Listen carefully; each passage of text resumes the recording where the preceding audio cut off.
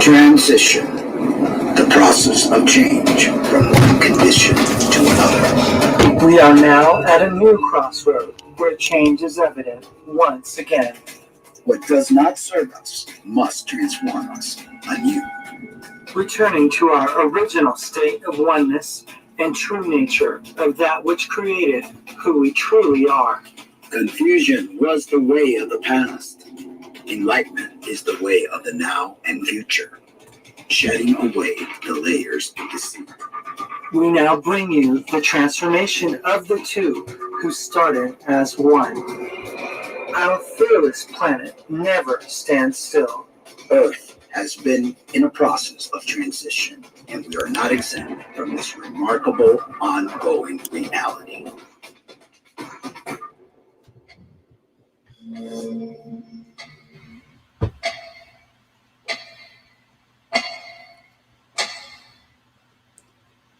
Hello and welcome to Real Talk with the Cummings. My name is Mark Angelo. And I'm a very wet, clumsy. She just spilled water. I usually don't bring water to the show, but yeah, I put water and it tripped over a cable, and we have a little bit of a wet mess here. So pardon the mess as we try to dry it out. Clean so that this is very wet. I need the mop. Just get that, yeah. And then but sorry. And I know how big of a stickler Mark is about these kinds of things, and he likes everything done right. I'm so sorry, honey. My socks are drenched. I'm sorry. I am so sorry. Last minute, Lynna. Yeah. Well, we started this show earlier. Yeah, we did because we're tired, and we decided, it's best to. So Mark said, "Let's start at 5:30." And I was like, "Okay, let's start at 5:30." And I don't have a good sense of time myself. Never have. So, but everything was going great until I decided to bring water, and I don't think it would have been a big deal, but I thought I should drink water. Right. But you dropped the water and they went all over the place. And it'll dry. Yeah, cables here. All right. Dry. Yeah, it's on the water. Socks are soft. Anyway, gosh, I hope you guys are doing well and safe, and not too worried about things. Precautions are good. Keeping your spirit high, keeping your vibration high is definitely important, and always keeping your peace. And there will always be things around you that will always try to get that peace taken away from you. I mean, it's how it is, but you got to try to just center yourself, breathe, and keep it all well. So hope all you guys are doing well right now. We've only got one person viewing because they're probably, it's earlier than we normally are. So we're going to kind of like wait a little bit till you guys catch up, because I know we changed the time on you, but just so tired. I don't know if it's all the stress from all the news and all the stuff that's going on in the world. But it is what it is. And this is kind of like going to be the new normal. I have a feeling about it. So, hey, Becky, peace be with you as well. Yes, peace be with you. So what do we got for today? We got a lot of stuff to cover. I wanted to talk a little bit about what does West Virginia have that the rest of the states don't have, that they haven't had one single case yet. Oh, now they have? Okay, they just reported. Oh, did they? You should have said something before I don't know, babe. I'm sorry. I'm just telling you what is. Well, never mind about that. But anyway, I just found out. This is being touted, as the enemy, and viruses have existed since the beginning of time. Viruses, bacteria, they're living organisms. There's just, as much of a living organism as you and I are, and they serve a purpose. Everything, in my humble opinion, in life serves a purpose. Whether you think of it as good or bad, there's a reason behind it. And before we start with our schedule format here, I wanted to read something. I don't even know this individual. I found this in one of the groups that I belong to, and I thought it was very important and deemed sharing. The name of the individual is Gutpreet Jill. And she gives a very interesting perspective. There is so much fear, and perhaps rightfully so, about COVID-19.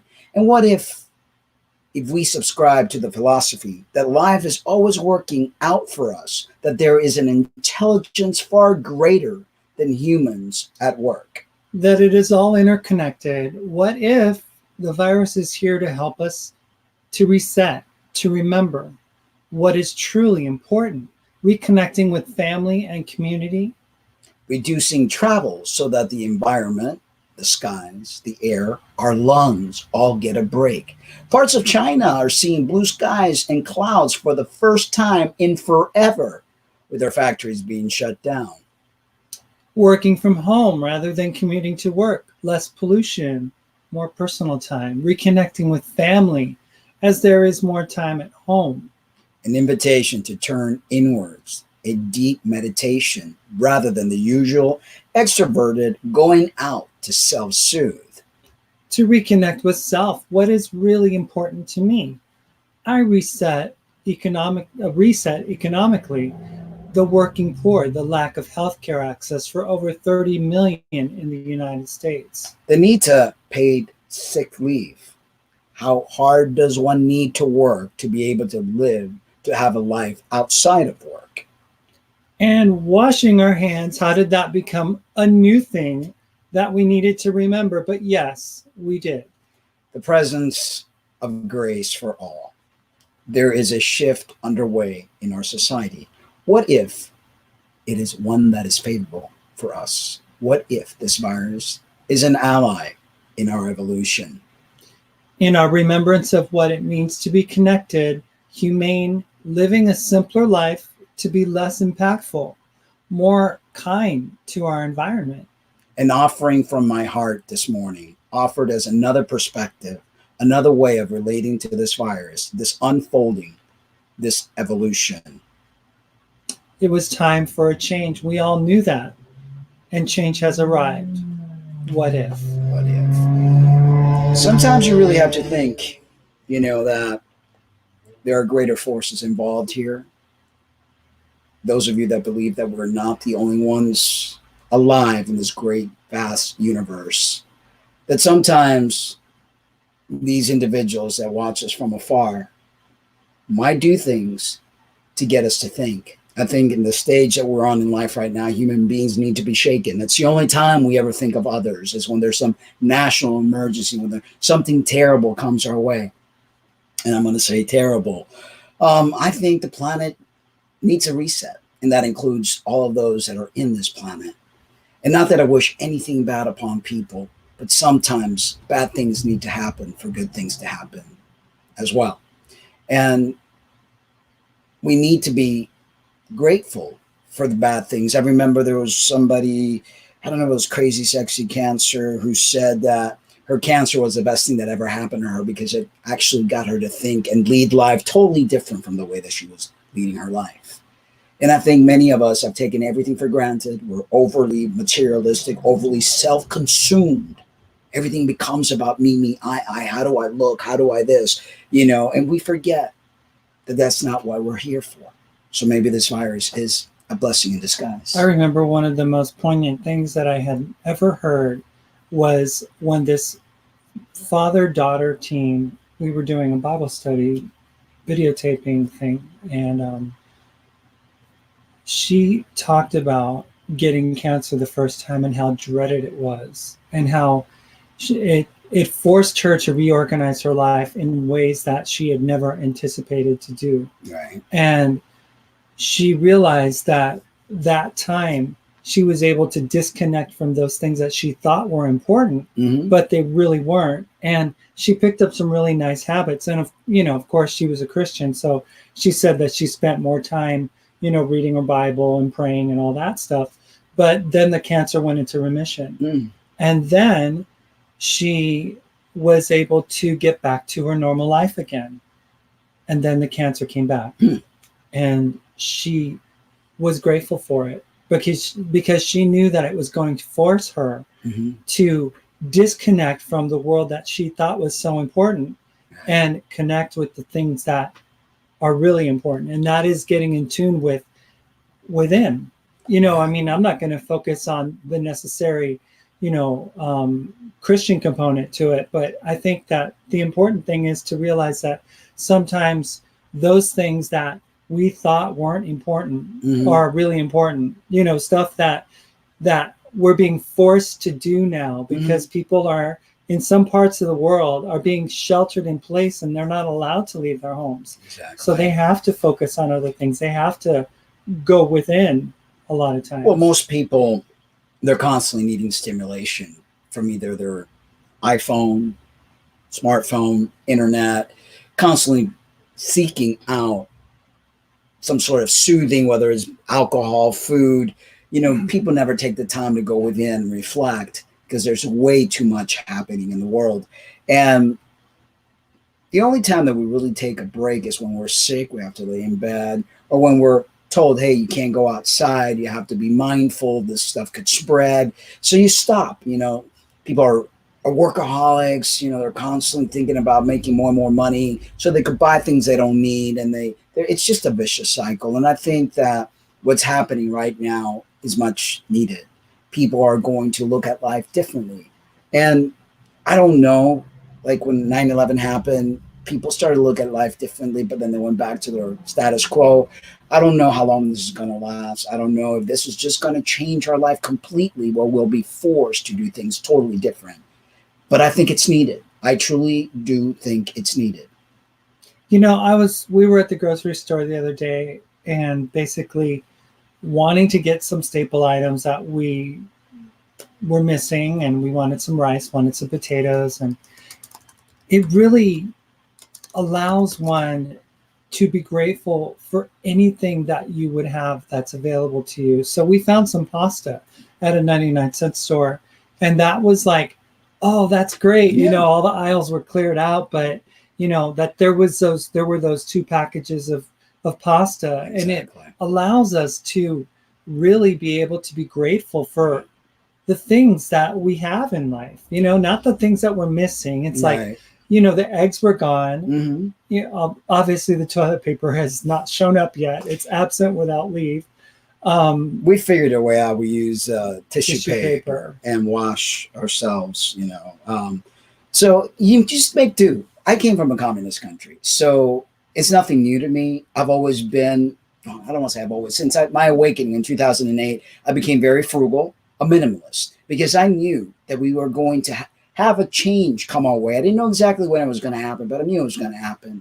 And ever since then, I've learned to be a minimalist. I've learned to not take anything for granted. I learned to be really, really frugal.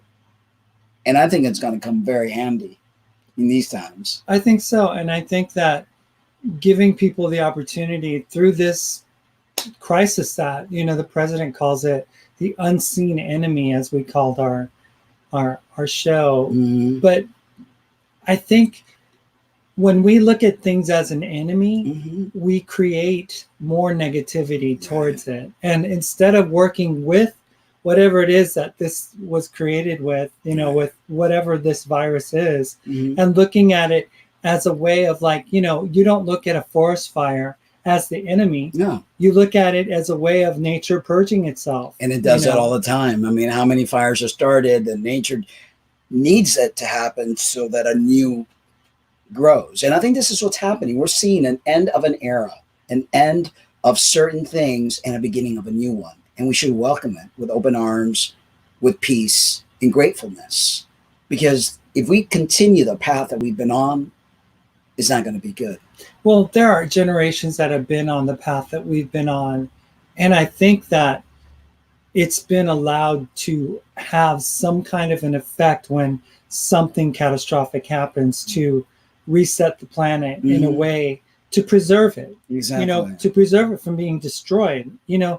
What was going on in China was unprecedented in the history of humanity. They were abusing the planet in ways that, manufacturing is in China not just because they have a cheap labor force. It's because they don't have the government restrictions that we have in place here in our country. We don't dump all kinds of chemicals into our rivers like China does to the degree. I mean, obviously we have a pollution problem, we do. but China, back when the Olympics were happening in Beijing in 2008, I think it was, they had to seed their clouds in order to create rain, in order to purge the skies so that they could have good air quality, because they lived within this bubble of like smog. For the first time those skies are clear. It's important for us to really take a look at what this world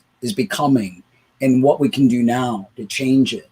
Everything is about money and greed, and we really don't need money.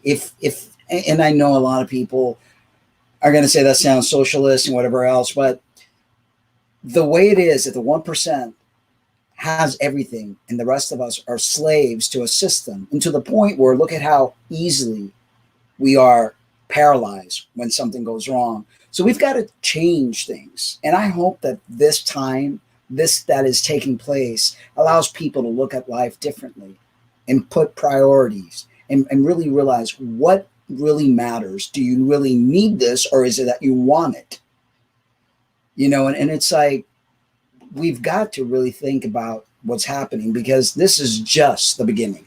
I mean, instead of manufacturing so many things that we need in this country, I think it's a really, kind of like an indictment on us all. Mm-hmm.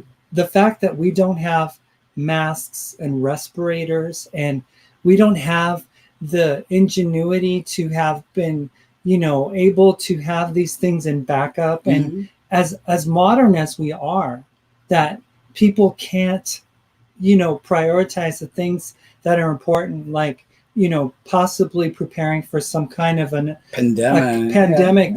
They know that these things have taken place on the planet before, and we only have almost 7.5 billion people on the planet. Something could have been done in order to prepare us to prevent something like this from happening, where we have shortages. But instead, we have plenty of cars, plenty of gadgets and things that we really don't need.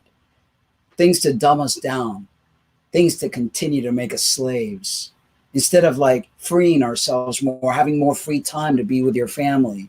Who needs to be working 40 hours a week? Really? I mean, that's just, it's just families don't spend time together anymore. This is going to be a well-needed break, and maybe a needed way of changing the way humans live. I mean, maybe the country also can use this time to reassess how it runs its education system in this country.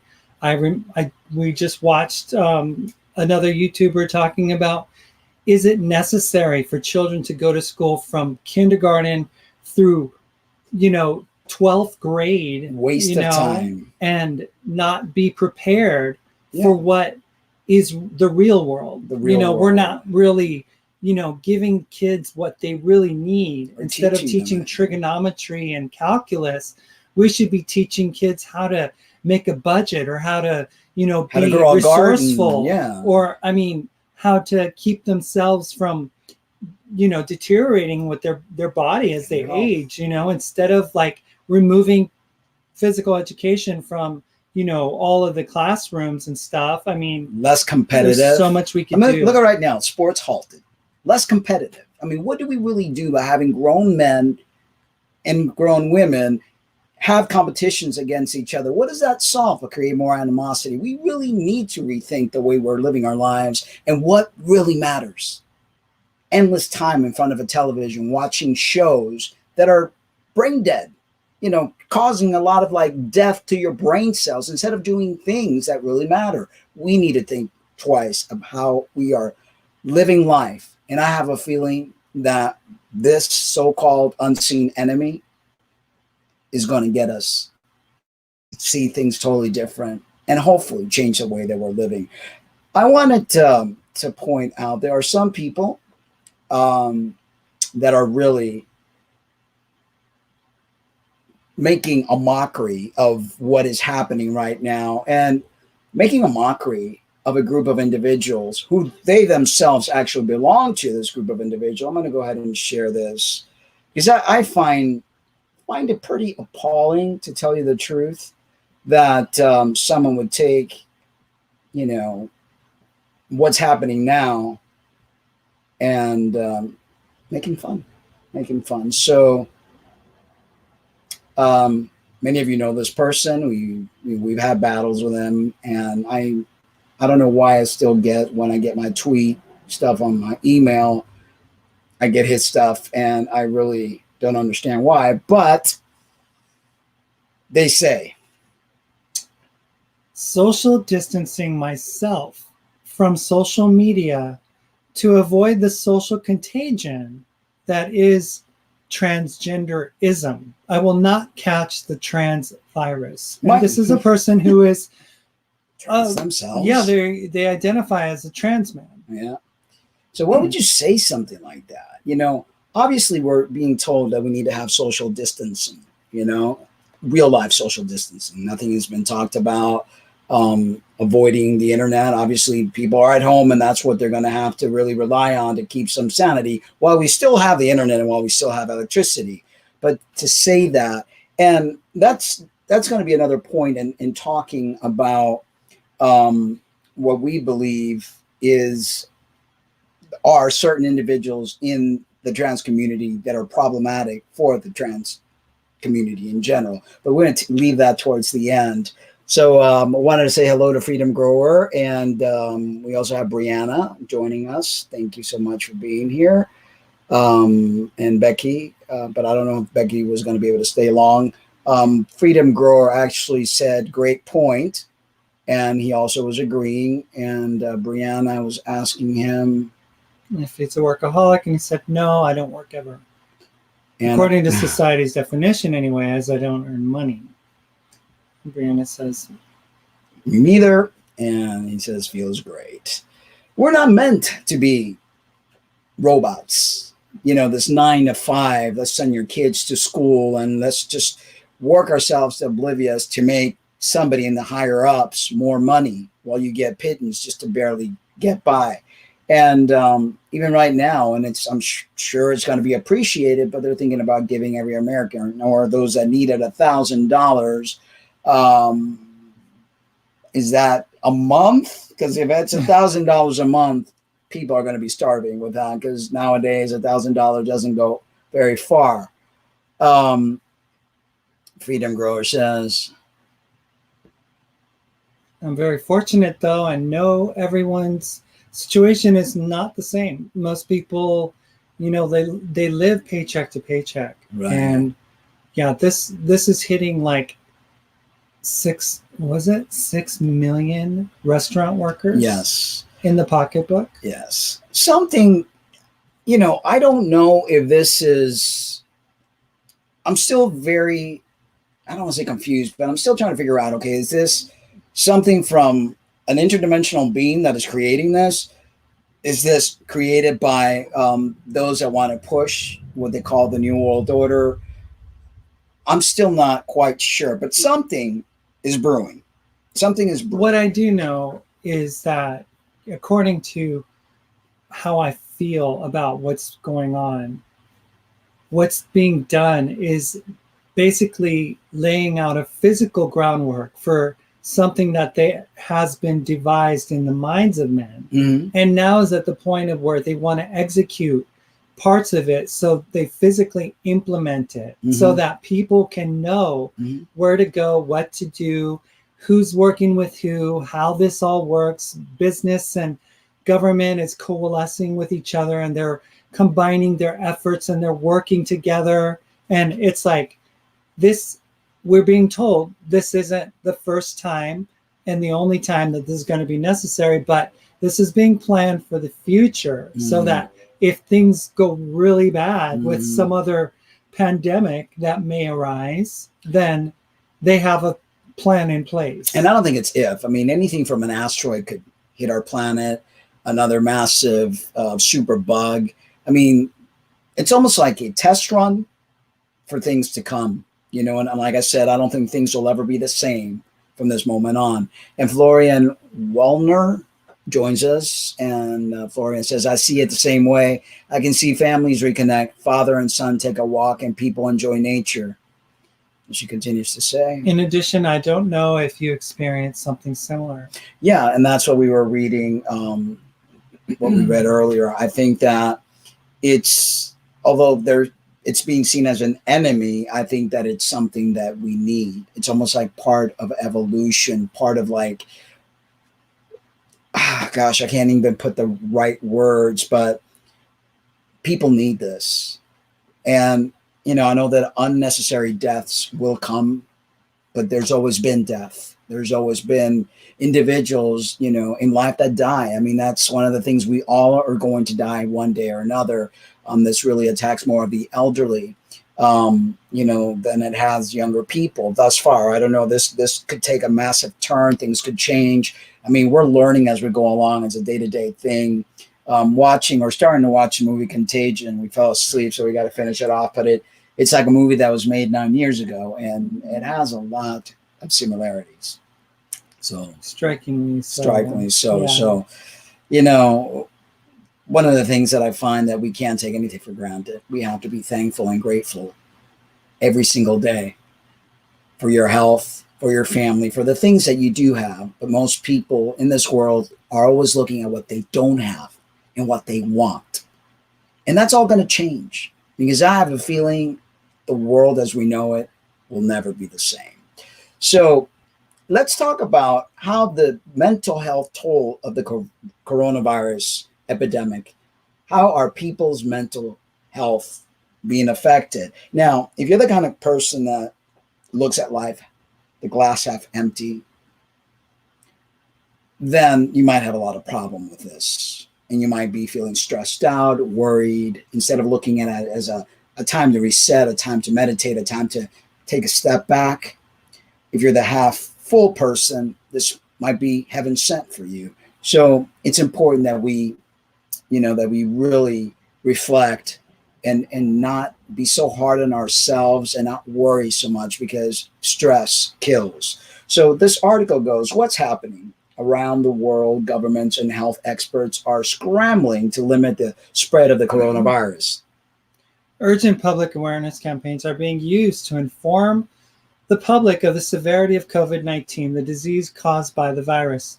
Social distancing measures, some voluntary, some imposed, have been put in place in countries around the globe. These drastic steps are necessary to avoid potentially millions of deaths globally over the next few months. The ultimate concern is the health and well-being of those who are vulnerable to the virus, but pursuing these measures could bring about a less obvious but still significant threat to the mental health of people who may themselves never become infected. Why there's debate. The mental health impacts of the outbreak will vary among individuals, but experts say the most pervasive issues are anxiety and loneliness. And they're telling people to be isolated in their homes for, like, the elderly. They're saying, don't leave your house 3 weeks, 4 weeks. I mean, that would be devastating for an older person to have to deal with that. Exactly. So it's easy to understand why anxiety would spike during a crisis. Wall-to-wall news coverage and changing messages from political leaders can cause stress and uncertainty in average people. For the estimated 40 million Americans with underlying anxiety disorders, these triggers can bring about overwhelming feelings of fear and lack of control. That can lead people to make unhealthy decisions as they struggle to differentiate between the very real dangers of the virus and the imagined risks brought on by their anxiety. Another major driver of mental health risks, the isolation brought on by social distancing, is one of those factors. Humans have an evolutionary desire to be a part of a group. We are social animals. When we're deprived of social contact, it can have dramatic effects on both mental and physical health. Loneliness was already a pervasive problem before the outbreak. Weeks of extended isolation enacted to control the spread of the virus could have significant and lasting health impacts. Loneliness has been shown to have a health impact equivalent to smoking 15 cigarettes a day. Whoa. Let's see what we have on. Let's see here. So Freedom Grower said, people need to slow down, be still. Yes, it could be amazing if people wake out of spells. We don't need to be slaves to corporations. Exactly. But people have been so programmed, Freedom Grower, from a very young age to be competitive, to be money hungry, to be greedy, to be just frustrated at things in life instead of just allowing life to do what life does. Just flow with the river, not against it. Just think about it. The cities like New York, San Francisco are now like not ebbing with all this teeming movement and going back and forth and subways and people and noise and sounds and Broadway. Now it's like super quiet. Yeah. You can actually hear birds chirping probably on 42nd Street. And is that a bad thing? It's not, but people are still not doing what they need to do. And we're being told that in order for this not to spread, to keep it tame, people need to stay away from places that have more than 10 people gathering. People need to be mindful, wash their hands, not touch their faces. And, there's still some sort of like people are rebelling. Because people are still going out at night, hanging out in bars. You don't want your immune system to be compromised. Alcohol will make your immune system drop. You want to eat healthy foods. People are buying out all this junk food, staying at home, eating a lot. That's not good for them. They need to be more mindful than ever. Exercise, go outside. If your gym closed down, do things at a park or in front of your house. Do calisthenics, buy yourself some free weights or something if you don't already have some of that stuff to try to do some weight training, to keep yourself up there. But it is very important, to look at all these things. So the effect on mental health could endure long after the virus has been contained. It's always, it's like during the time you're at stress, it doesn't really get you. It's after the stuff passes by is when it all hits you. People impacted by the SARS epidemic in the early 2000s reported mental health issues for up to 4 years after the epidemic ended. What's next? Mental health experts say there are ways to combat the psychological toll of the coronavirus pandemic. The most common advice includes avoiding sensationalist news coverage, interacting with people over the phone or internet, getting outdoors while avoiding close contact, and making digital appointments with mental health professionals. That's another thing that I noticed today in the news, really pushing the whole concept of you're sick, they're creating this virtual doctor, and I think that's going to be the wave of the future. People are not going to be seen physically by a doctor unless it's absolutely needed. And I think even the healthcare system is going to change dramatically. Perspectives. For some, the mental health risk outweighs the risk to physical health.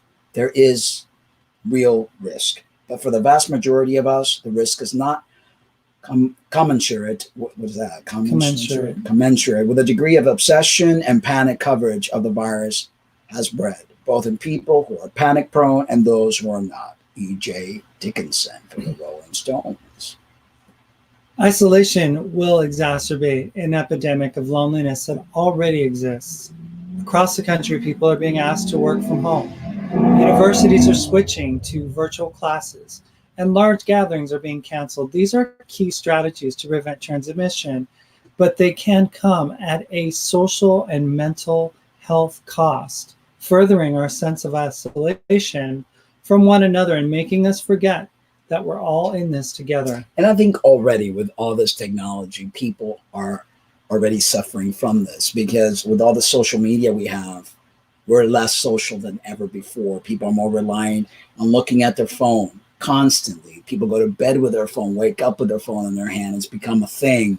And people just don't make that personal contact anymore. And so now with these new scares, I'm afraid that it's going to get even worse. Uncertainty is a major trigger for anxiety.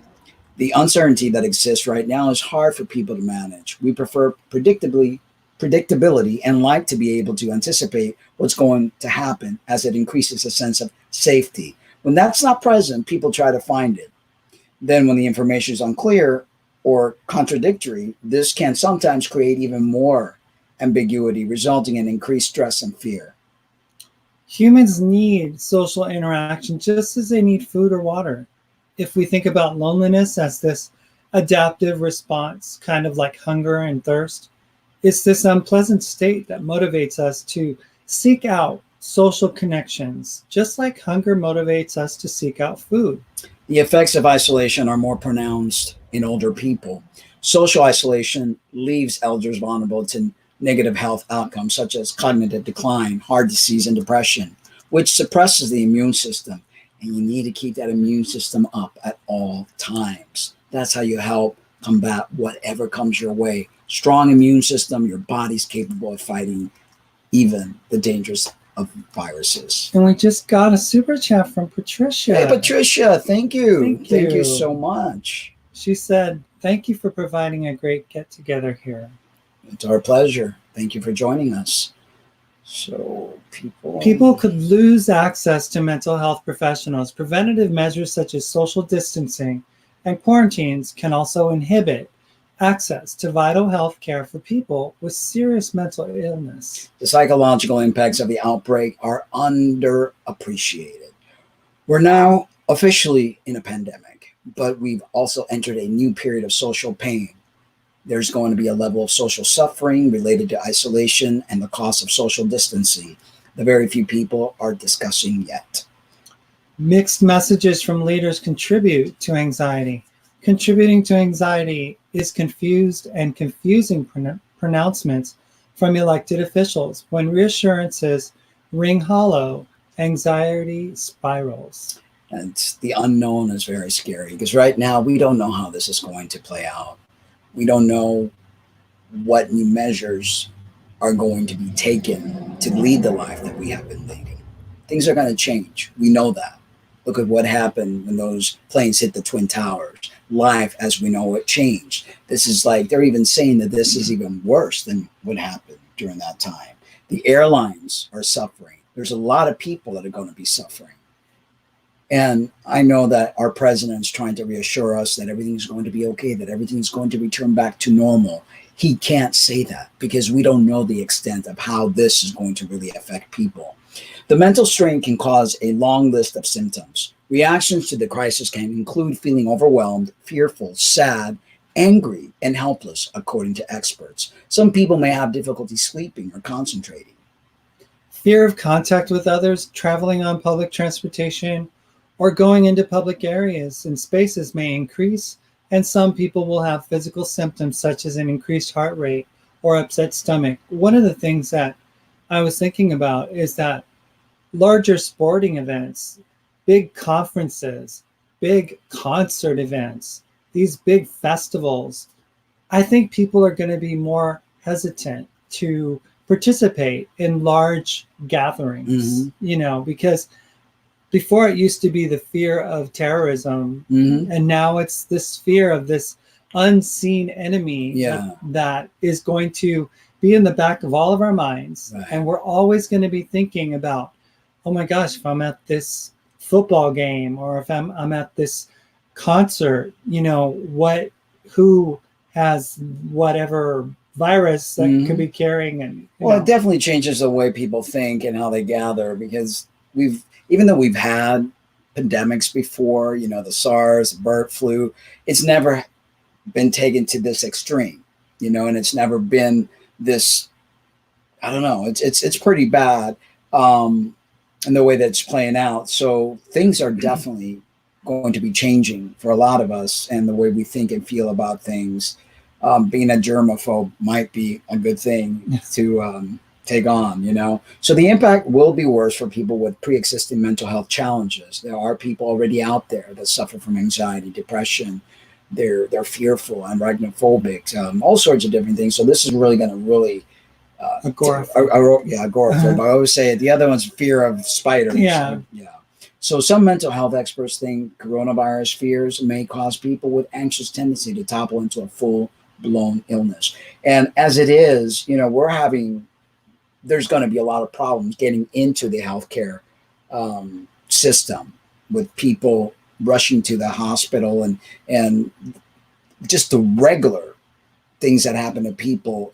Now people can't, if you have a stroke or a heart attack or whatever, it's really going to put a lot of strain into the medical system. And I think, if things get worse, which they probably will, given the fact that most Americans are probably ignoring the guidelines that were set in place the other day, with not gathering with more than 10 people, and not going to restaurants and things like that.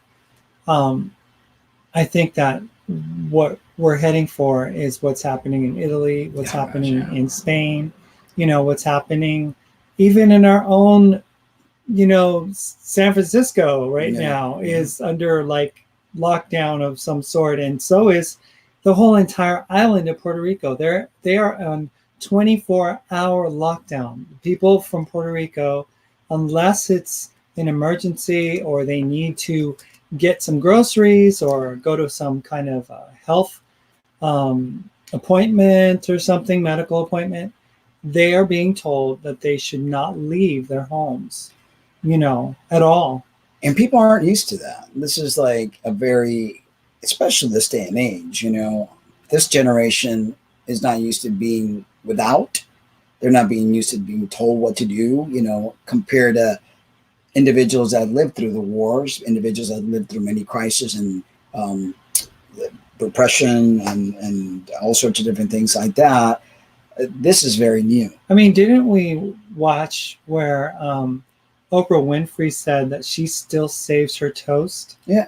Because she remembers when it was like life or death to have it. The people from the time of the Great Depression back in the 30s and stuff, how they, were able to survive on very minimal, and how the country came together during wartime, which is what they're saying that we need to be doing now, is to come together and to work together to fight this new enemy. Back then it was, the Germans and the Nazis and all that, and the communists. Yeah. And now it's this unseen enemy and stuff. But it's important for people to understand, like what we read in the beginning. We don't want to look at this as something evil and something horrible. Good things can come out of this. Really can. If we want to look at the glass half full, not half empty, and learn from this. Learn to change the way we live. Learn not to be so wasteful. Learn to be more present and grateful for the small things, because we have those things now. But what if this is the beginning and the domino effect of life as we know it being changed completely? We've been used, and this has happened to other countries. As I mentioned before, my country, Cuba, was a very rich country 1 minute, and the next minute communism took over and things changed. We're seeing changes in Venezuela and Argentina and all over the world, countries that were once very rich countries. Things change completely. What makes us think that we are immune to that? So we need to start thinking differently, in my opinion, in order for us to really adapt to what's taking place. Because if there's anything for sure in life, and that's change. Dylan says, honestly, I'm used to isolation by now. I'm more worried about my sister and the rest of the family.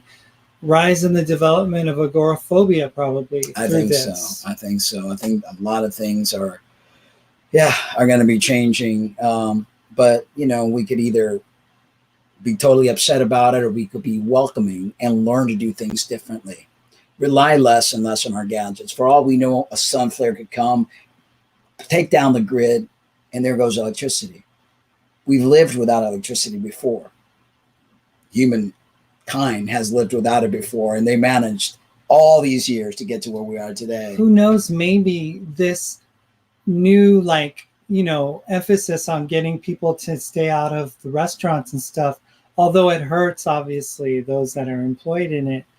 America has a real issue with obesity and eating too much. And, you go to a restaurant, typically they're going to overfeed you. Mm-hmm. You know, the rise of the buffet and, Mm-hmm. you know, the constant feeding that America does at the trough of these massive buffets and stuff that have everything the eye can imagine. I think that is something that we're being, you know, kind of like told, you know what, maybe it's not the greatest thing to do. Exactly. You know? We've developed a lot of really bad habits, you know, and have forgotten where we came from. We didn't have this excess. We didn't have all these choices. I mean, right now you go to the store and you've got all these choices. Before you didn't have that.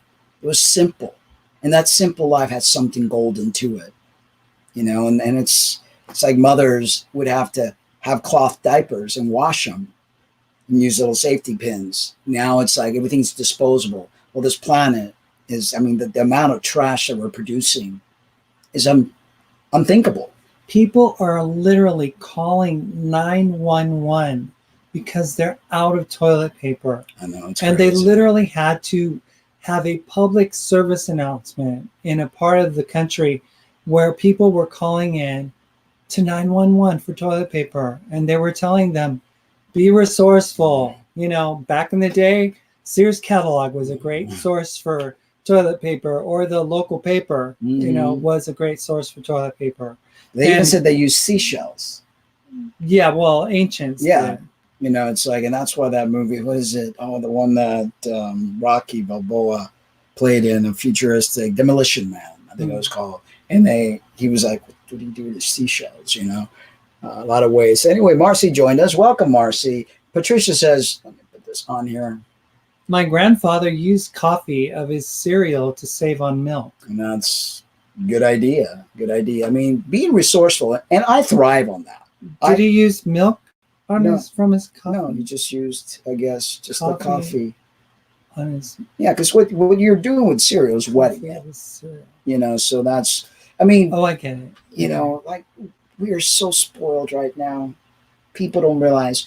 I'm grateful that my mindset is like, I'm ready for whatever. I'm ready to, like, you know, because I'm the type of cook that I make things last. I really do, because I learned from a very young age, seeing my grandmother and how she would do the same thing, because they came from a country that didn't have anything. So they didn't waste stuff. You learn, you know, you don't need as much stuff and as much seasoning and as much things to make things taste good, to make things fill you up. And I am grateful that I have those skills, and those skills are going to come in very handy in the, you know, survival skills, totally. And so let's see here. Dylan says, Patricia, I couldn't do that. Good for him.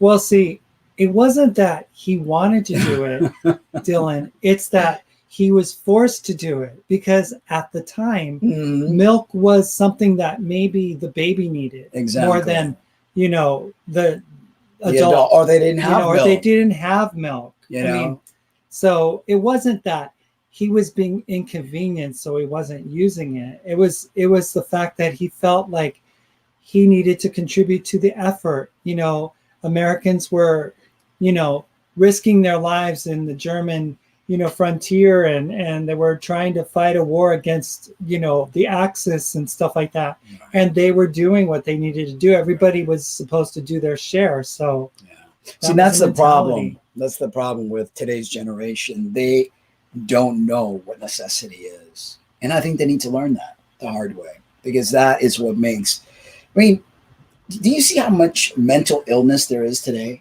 compared to yesteryears? It's because people have way too much time on their hands. They become upset over any little thing. They drown in a little glass of water. They don't know how to handle crises. And I think the only way you learn how to handle crisis is through going through these crises, having to do without. It's a very good character builder. They call that generation the greatest generation of Americans that ever lived. And it's for a reason, because it was like they gave their word. Their word was solid. You know, I mean, men shook hands, and that meant that was something that was going to be the agreement held. You know, that there was no like wishy-washiness. There was no, you know, yes but no. There was, your yes was yes and your no was no, and none of this double-mindedness. People work together. You know, to make the country what it became. Exactly. So let's see here. Dylan says, the toilet paper fiasco seems to have passed here. Stores were pretty stocked yesterday.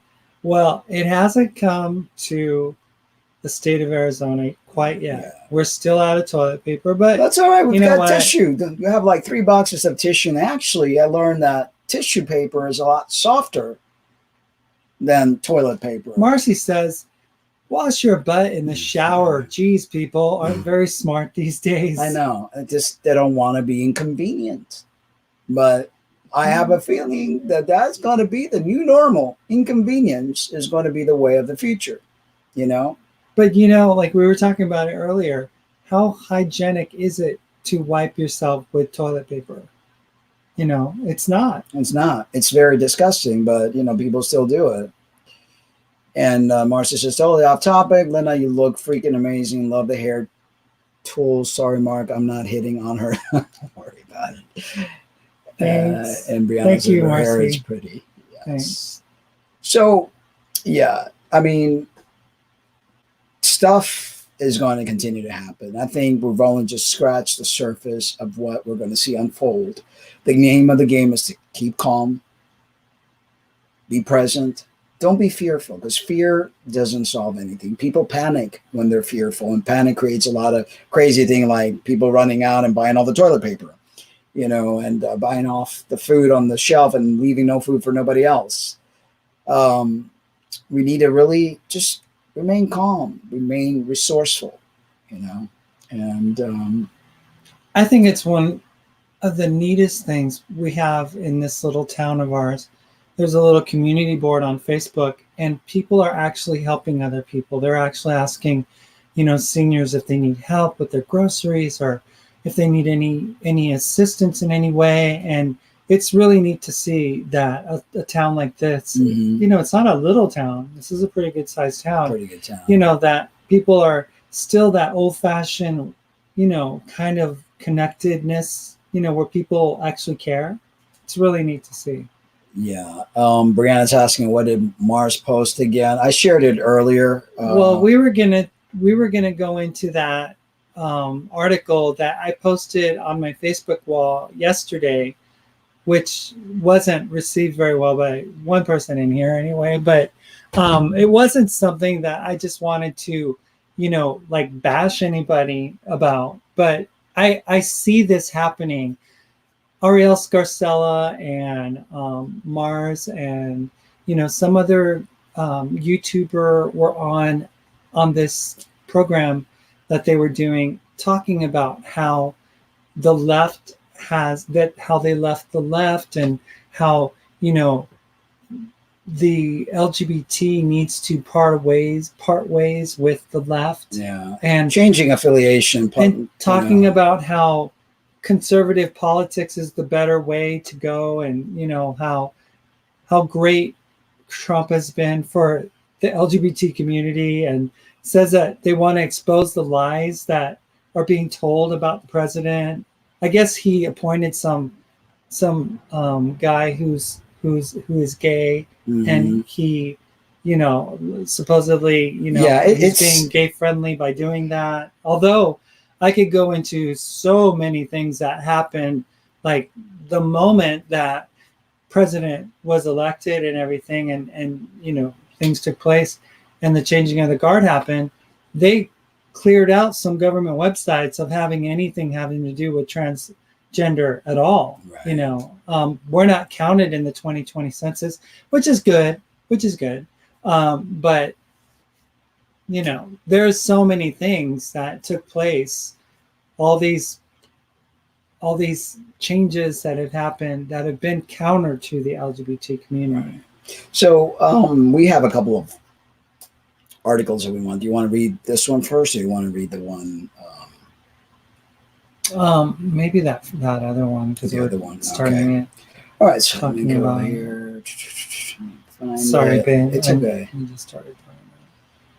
Okay, so we need to talk about trans agitators. There are, in our opinion, individuals that identify as trans, but they're agitators. They like to feed the trolls. They like to hand out bullets to those that really don't see eye to eye with us, but these agitators think somehow, some way that they're going to get a free pass if they talk bad about trans people and harp on biology and all these different things. So we found this article and we found it interesting. So we're going to go ahead and share it with you. What happens when a high profile figure in the trans community makes a career condemning it? I mean, that's kind of like, like a spy or what are the words? A tattletale, somebody that's just making fun of the community, although they're trans themselves. Division, conflict, confusion, and chaos runs rife when an elevated figure with a large platform finds an audience with the opposition. It's become more glaringly frequent for transgender women to openly and routinely attack the transgender community, with YouTubers like, for instance, Blair White leading the pack of caustic trans agitators. And like Blair White, there are many individuals who are detransitioners that are now attacking the trans community because it didn't work for them, because whatever reason. We did it for the very long time. And again, it was due to a lot of our own self-hatred, our own transphobia, because you kind of like want to fit in. And you think that if you talk bad about yourself and you talk bad about your community, that those that really don't like us are going to take some sort of empathy or sympathy towards you. It doesn't work that way. Yeah. White, a self-described Republican, and a lot of these individuals in the LGBT are changing political parties, which is beyond me, with over 700,000 subscribers, centralizes her daily videos on criticizing the very community to which she belongs. And there are many videos, and all you have to do is watch some of those videos, how she points out certain things. We even had a guest on our show, Janae Rose, whom Blair verbally was abusive towards, because Blair didn't think that Janae Rose was trans enough, looked pretty enough, or whatever else, and that's not right. It's really sad when the community that is supposed to be supportive of each other turns on each other and actually finds audience and allyship with groups of people who are bent on erasing our existence entirely. Exactly. And it really is a very disturbing thing for people like you and I to realize and to understand. And it's not that we're slamming or bashing on Blair, but we've watched plenty of Blair White's videos, and we've seen instances where she has really done a lot of damage. Right. A lot of damage. I mean, the whole Jessica Yaniv thing, and she always pointing out the worst. Yeah, and she makes money out of this. Right. And she's made a career out of doing this because she knows there's a lot of people, like a lot of like the Mars and a lot of the people that are, attacking the community in some way or not being kind or saying the things that they do. There is a audience for this.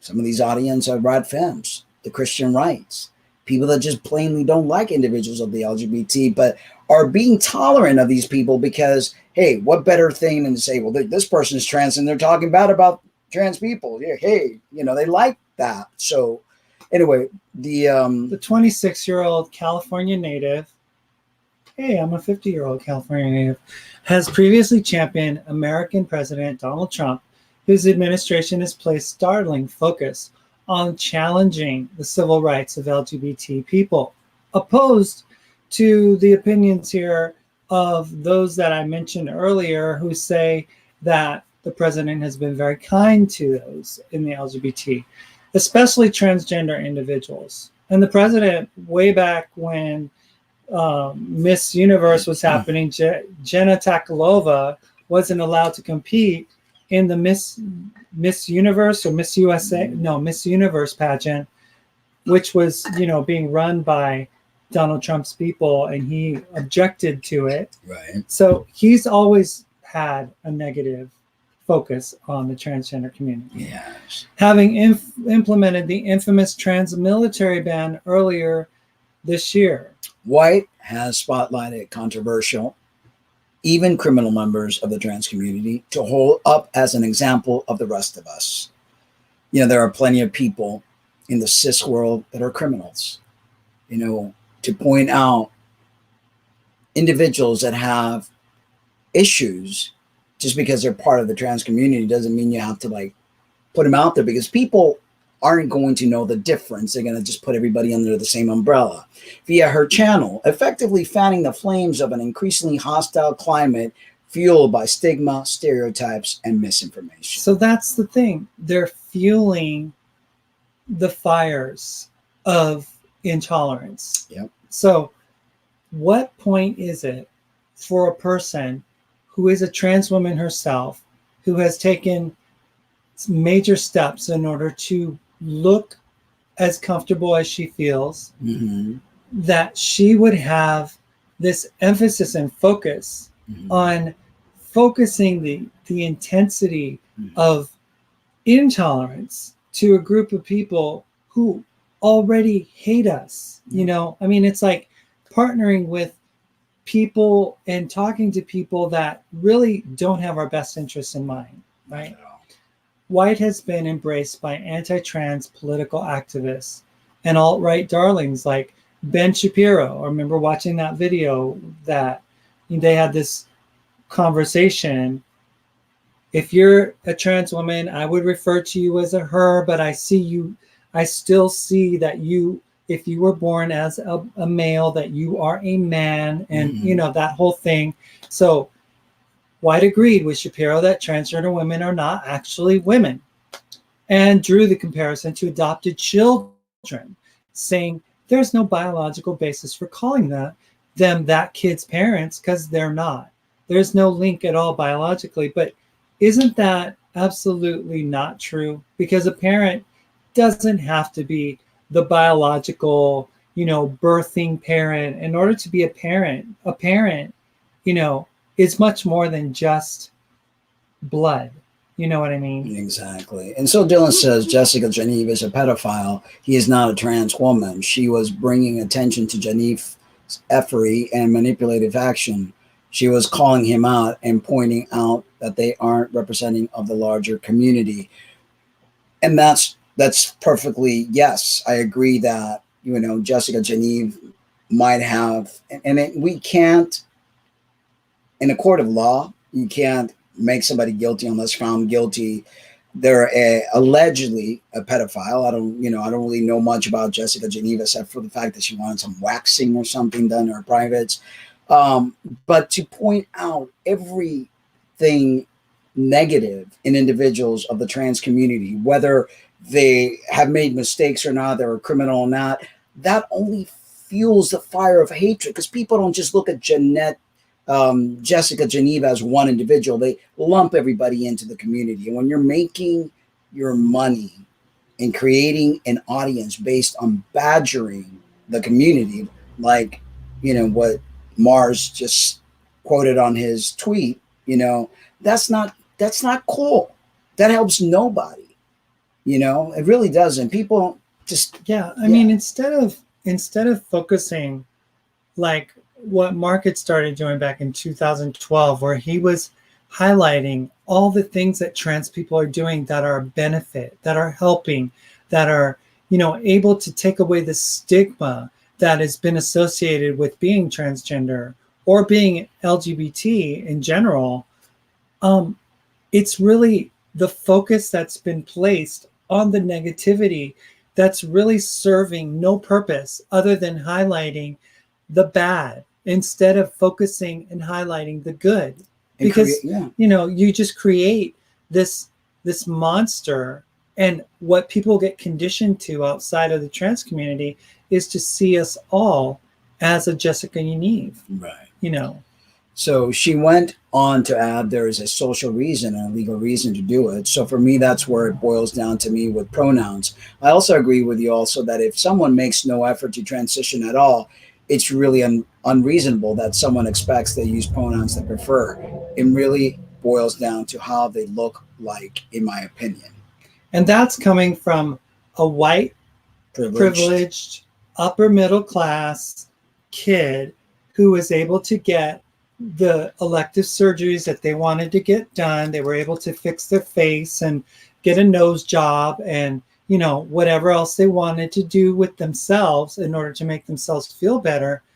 But what does that do for an overwhelming amount of transgender women that are in a situation where they are not able to do these things, where they're not given the opportunity to have these elective surgeries, where they're not making enough money to make ends meet, to even get hormones, let alone any kind of surgical procedure done. And being a woman is not about looks. Okay. And that's one of the things that I find disturbing in the whole picture of things, because it's become a beauty contest. And not all women are beautiful. Women start to age, they wrinkle, their shape changes as their hormone changes throughout the year. So this whole beauty is the main thing. It's something I don't agree with. So when I see someone that's all they're about, to me that's very superficial, and it's not really looking at what it actually is to be a woman. Because to put beauty and womanhood in the same sentence, that's not right. There was a young trans woman that we highlighted about 2 or 3 years ago, and she said that she looked at the videos of the older trans generations and stuff, and she said, "Ooh, they're ugly. Oh, is that what I have to look forward to? Is that what's going to happen to me in the future?" And it's all about like this beauty game, you know, as if, you know, if you don't measure up to some type of beauty standard, then, you know, what's it worth being transitioned for? Mm-hmm. And you see, you know, this mentality among the younger trans saying, you know, oh, it's a beauty game and I need to, you know, it really, why do you do the things you do? Is it just so that you can be pretty and have, you know, all the guys look at you and say how hot you are and stuff? Or is it because you truly are dysphoric about how you were born and you truly want to do something about it? Exactly. You know? So let's go back to it. Her assimilation into right-wing politics means framing gender critics as harbingers of truth rather than conservative extremists who simply refuse to accept anyone who doesn't fall between their goalposts unless they agree with them. Ben Shapiro told White he would refer to her on an introduction as a transgender woman, but then refer to her by her biological pronouns, claiming biology is the nature of the pronoun. White uses her platform to host and be the guest to other vicious anti-trans figures while posturing the conversation as intellectual debates despite the rhetoric they espouse, often directed at her, which she eagerly approves of and agrees with. The conservative right-wing media adore her. Okay, if you want to know what's wrong with Blair White, if the conservative right-wing media adores her, doesn't that tell you something? Doesn't that make you want to think, gee, I wonder how beneficial she is in what she's saying? Yep. Is it helping the transgender community or is it hurting them? Yeah. How does this happen? Why would a young trans woman campaign so strongly against transgender rights and willingly cast off any shred of self-respect? White suggested that other high-profile commentators with a large demographic adjust their opinions based on their viewers, even offering up Fox outrage and expressing ideologies they do not actually subscribe to. She called them actors who deliberately misrepresent themselves to maintain a status quo and clearly a paycheck. Interestingly, as Blair White's audience of conservative, anti-trans activists who lockstepped with her 10-minute sermons of intolerance grew, she became more heavily committed to anti-trans topics. And I want to point out, we don't dislike Blair. I don't agree with what they're doing. I'm not attacking her as a person. We're pointing out, this article is pointing out a lot of the things that we believe it's true. You know, like I said, have done the same in the past based on the things that we've talked about. But we find that it is not at all beneficial to do that because it has actually sent us backwards from the years that we have worked so hard to move forward. Due to her consistent mocking of trans and non-binary identities, YouTube demonetized her channel. Now tell me there's not something wrong when YouTube demonetized her channel, because obviously there was a lot of complaints. In response, she created a line of vanity merchandise and a Patreon account.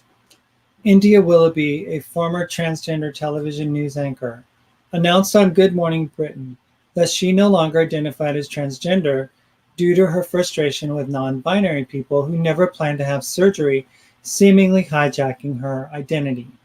What was that lesbian who was on Mars's show? L'Oreal? Yeah, who was also like denounced being part of the LGBT community or something like that. It's like denounced being part of the left. Or the left. And also she said something about the community in one of her videos or something like that. I mean, we've got to really look at the bigger picture. There are many personalities in the LGBT community. No two trans person or people are the same. We all think differently. You know, we can't say, well, we're no longer part of this because we don't agree with that. I mean, and then turn around and talk bad about people because we don't agree what people are doing. Like with Mars, that little thing that we shared there, that he talks about that he doesn't want to be, what was it, viewed as a, I forgot now what it was, but it was insulting. It was very insulting, you know, and I think that's okay to do, you know. In a tirade delivered alongside host Piers Morgan, who's very anti-trans himself, levied at a gay journalist, Benjamin Butterworth, who happened to also be a trans ally, Morgan, who mockingly identified as a two-spirit penguin last month to protest identities across the spectrum, argued that non-binary identities were ludicrous, with Willoughby saying, "You have a real transgender person here. I'm telling you, you're making my life more miserable saying that you're advocating for non-binary genders." And that's like racing on our thing there. It's like being disrespectful for other people, towards other people who have different opinion, different beliefs, different identities. I mean, who am I to tell somebody you can't identify differently?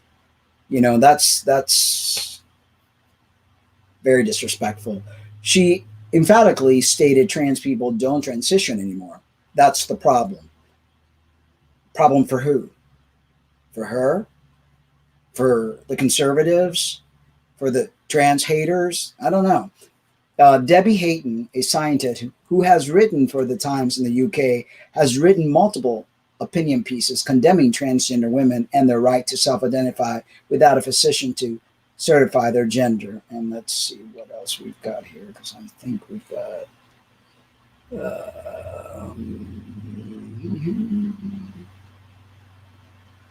and Marcy says they only adore her because she's sexy and anti-trans, basically. Yeah, pretty much. And that kind of tells you the kind of world we're living in, that people only base things on looks.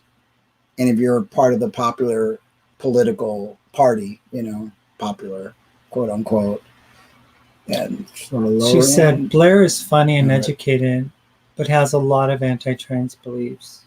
Exactly. And Florian Woolner says, for me, it isn't about beauty at all, more like living the inner core being as true as possible and as authentic as I think I can be, also displaying my inner picture to the outer world. Exactly. And that's very important, because it's, you know, beauty fades. We don't stay young forever. What are you going to do when you can't control what you see in the mirror anymore? Are you going to fall apart as a person?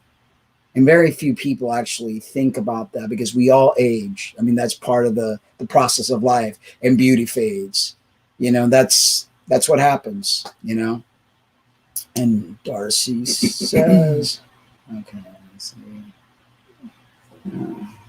I don't think okay. All right, so and Victoria Darby joins us. Thank you for joining us. Yes, thank Victoria you. and Darcy. Yes. What did Debbie Hayton said? Debbie. No. The article, babe. Oh, the article. Where are we? Right here. Allying with radical feminists who do not accept transgender women, as we experienced last week with a certain individual, or want them to participate in feminist activism. Hayden posted a photo of herself on Twitter wearing a t-shirt that boldly stated, "Trans women are men," right? That's what she said. So Debbie Hayden is transgender herself. However, she has contested transgender people participating in sports, and once again declare that transgender women are men. I mean, that is, you know,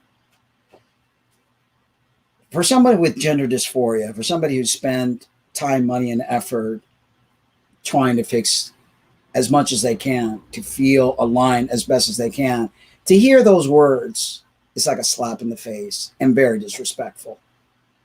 It is. It makes our journey as women absolutely invalidated. It makes our journey as women to be absolutely some kind of fantasy, some kind of game. You know, I mean, it was like when you and I got together and we were dealing with gender things early on in our relationship. I remember thinking, gosh, if none of this is real, if transgender women aren't women and trans men aren't men, then why am I here? Why are we together? You know, because I was like, I didn't understand. And it really did mess with our relationship for a while. I did. Debbie Hayden says in a tweet, I guess, only males can be trans women. Therefore, I am male. I'm also an adult. Technically, I am a man, and no amount of hormone replacement or surgery will actually change that. This is true of not only me, but all trans women, whether we like it or not. And I mean, how is that helpful? And, you know, when you have an individual that makes such a bold statement all across the board like that, it's because they've had to deal with some sort of something that can't allow them to live a life peacefully without saying those things, because too many people have told her that, and too many people have, you know, shamed her for being who she is. So she has to, it's like a Stockholm syndrome, where you like allow your enemy to penetrate your thought process, and in order for you to be able to deal with life, you have to go there. So Hayden has coordinated with some of the most staunch anti-trans campaigners in the UK, including MomsNet, which is a hotbed of transphobia, to see the rights and safety of transgender children squelched by lawmakers. These people aren't our friends. Not the Blair White, not the, what's her name again? Debbie Hayden. Debbie Hayden. None of them. None. They're not. They're not realizing what they're actually doing. It's very dangerous and very hurtful to the trans community. And they're really doing a lot of damage and hurting a lot of people. You know, I mean, because people do not need to be told these things. I mean, who does it help? Who does it really help? And do you think that we go through all the things that we go through to be seen as you a man or me a woman, when we went through all the extremes to be able to live our lives as the person that we know we are? Yeah, it's crazy. It doesn't. It makes absolutely no sense whatsoever, because, I mean, we were having the conversation with someone last week, and they were like, you know, I should send you a trans men or men shirt. You could wear it too. And it's like, you know, that works for you. You don't have to deal with what I deal with, obviously, because you're dealing with something totally different. Yeah. But for you to put me in your boat is not right. It's very egotistical, and it's just very narcissistic to think that you should do that. Okay. So these women might be a small minority, but their voices are loud. They're also the only voices received by our detractors as valid, reasonable, or of beholden to common sense. It's unusual for any oppressed minority to go to extreme measures to seek validation and inclusion from their own oppressors with the hope of being accepted into their fold. even if that acceptance comes at a great personal sacrifice. It seems to almost become a personal challenge, that of gaining access to a group of ideologues you know loathe your existence, but believe you hold value as long as they loathe themselves as well. These groups see these women as useful idiots and push them to the front lines of the propaganda intended solely to create harmful mythologies around trans and non-binary identities, with the expectation it will have more impact coming from a trans person, as well as do the most damage to the trans community they claim to represent. There's a trans advocate. His name is Chase Strangio. Mm-hmm. And he's been getting attacked by Big time. radical feminists. Mm-hmm. I mean, like crazy. Kind of like we have. Yeah. And recently he made the decision that he wasn't going to engage much on Twitter. Mm-hmm. And he said this is how bad it gets. For the past year, my DMs and my replies have been filled with anti-trans rhetoric, personal attacks ranging from my appearance to gender critical. And I love that word because there's nothing gender critical about it. They're gender exclusionary, Right. Attacks on trans existence to personal attacks on me, my work, and my family. The nature of it is consistent, and it is driven by two groups of ideologues: anti-trans feminists, mostly in the UK, which we met, this past week, Mm-hmm. and far-right conservatives in the US and UK. I do not have time to go through and block and mute people, so this also means that many trans people who follow me are exposed to this. I largely use Twitter to raise awareness of important trans fights, and so leaving this platform completely jeopardizes a part of my work that I believe in. At the same time, it is truly exhausting to be exposed to this on a regular basis. I'm going to change my engagement with Twitter for a while and mostly use it to get information that I need and share information I want to be sure it gets shared. I will not be reading replies, and my DMs will be locked. It pains me that people are claiming some concern for youth while actively fighting to take away the ability of trans youth to survive. I will never stop fighting for my community. We must love one another and build our own structures of support and magic. I'm still here fighting. Onward, beloveds. And I could totally relate because I ended up blocking a ton of rad femmes and hateful people. And I know how they are. It's like a mob mentality. So I believe that individuals like Blair White, Mars, and this other person that we're talking Debbie about, Hayton. Debbie Hayton, Miranda Yardley. Yeah, they're all adding to the stress and distress that we're seeing, and they're not helping anyone, because when they take away trans rights, they're going to take away their rights too. I mean, do they think they're going to be exempt, saved somehow? Marcy says, according to Blair White's theory, I wouldn't pass as a woman, LMAO. It's like, that's the problem with all this superficiality, that it reeks privilege and it reeks this egotistical selfishness that people think that you have to have a certain look in order to be who you are. Yeah. And that's, but that's what happens with a lot of trans individuals, and it's like they're being bullies towards other trans individuals that may not be as passing. They don't have that passing privilege. And being a woman is not about looks. It's about being. And there's a gender center in your brain that lets you know who you are. It's an inner thing, and these individuals just, poo-poo on that concept. So Darcy says, Blair White thinks she's biological female, so she steps on trans people of the trans women community because she has had FFS. She's so delusional. And Marcy says, yeah, it's like she's embarrassed to be trans. And I find that, with a lot of people, I felt that for a while. I battled with that within myself. Luckily, I realized, that I didn't need to feel ashamed. I didn't need to put my community down just to have others, see me or accept me. And in reality, they're not really seeing us. Those haters and detractors, they're using us as we've been used in the past. Darcy says Blair White had a man face before FFS. So you can see she internally hates herself, so she projects her hate on trans women that don't pass. Notice that's where most of her anger is directed to. Exactly. And that's very good observation there, Darcy. And Darcy also says, hope I'm making sense. Yes, you are. Yeah, you're drunk. Okay. Let's see. Victoria Darby says, oh, she was just saying happy St. Patrick's Day. Darcy, I'll forget about that. I don't really celebrate it, mostly because it goes over my head every year.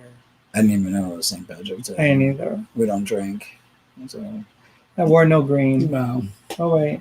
No. Pinch. That is so, yeah, I don't know why that took on. I don't either. Yeah. Dylan, same here. I don't drink at all, even most holidays, but I thought, what the heck? So I decided to drink today. Okay. And everyone thought about drinking. Yeah. We need to keep your immune system up if this thing gets worse. And if you're on tea, drinking's not that good. Great. It's not good for you. Yeah. So anyway, this continues to read.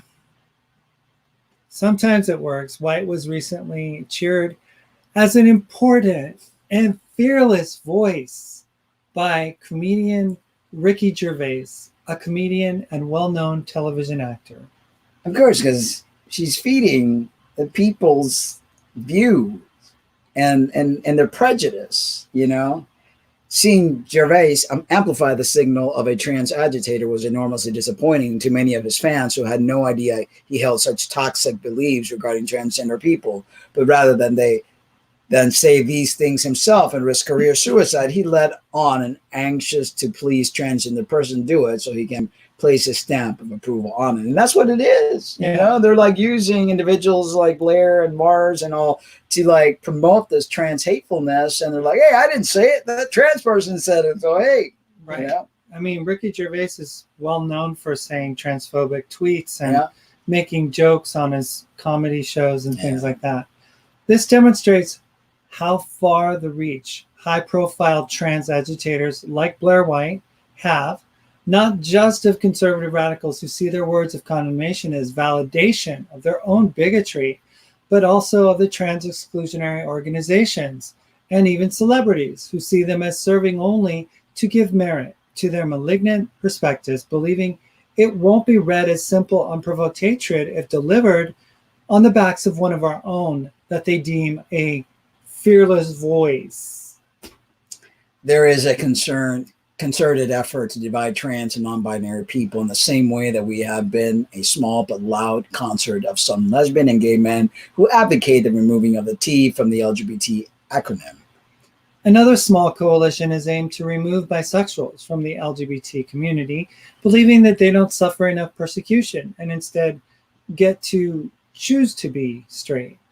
It is challenging to find yourself in a position where we must stand against people in our own community in order to limit the damage that they can do, knowing full well they are operating in collusion with our enemies. Or collision. I mean, collision, too, yeah. To be fair, none of us expect that our critics will use figures within our own community to achieve the devastating results fixed into their agenda, but they have, and they do. What they don't want is people like me telling you that gender is a spectrum. We benefit from the understanding that non-binary identities reach back as far as time itself historically. It is not new. What is relatively new is the social boxes we have to check for the pleasure of others. Those who built scaffolding around the meaning of and rules for exclusively men and women, males and females. Then we told them how they must behave, what jobs they could have, what clothes they should wear, who they could have relationships with, how much money they can make, and what role they must play in society if the rest are expected to accept them. That twisted logic is a social construct that we don't have to abide by anymore. They don't want me, a transgender woman, to tell you that you don't have to transition in order to be transgender. You don't have to conform to society's mold on womanhood. You don't have to fixate on passing if that's not your goal. There are no laws you must follow to achieve happiness in your own skin. And that, I believe, will create a sense of ease with people that are constantly trying to fight the mirror and become totally neurotic about their looks, become anxious. I mean, what's the alternative? Your whole responsibility is to yourself as one prefers to present to the world and as they wish to be addressed by the world. See, the color of the gender spectrum finally manifesting in all of its beautiful, radiant glory is empowering to us all, enriching our community. It is not ludicrous. Non-binary people are valued by us in the majority, and more importantly, valid despite the protestations of those who can't see past two genders.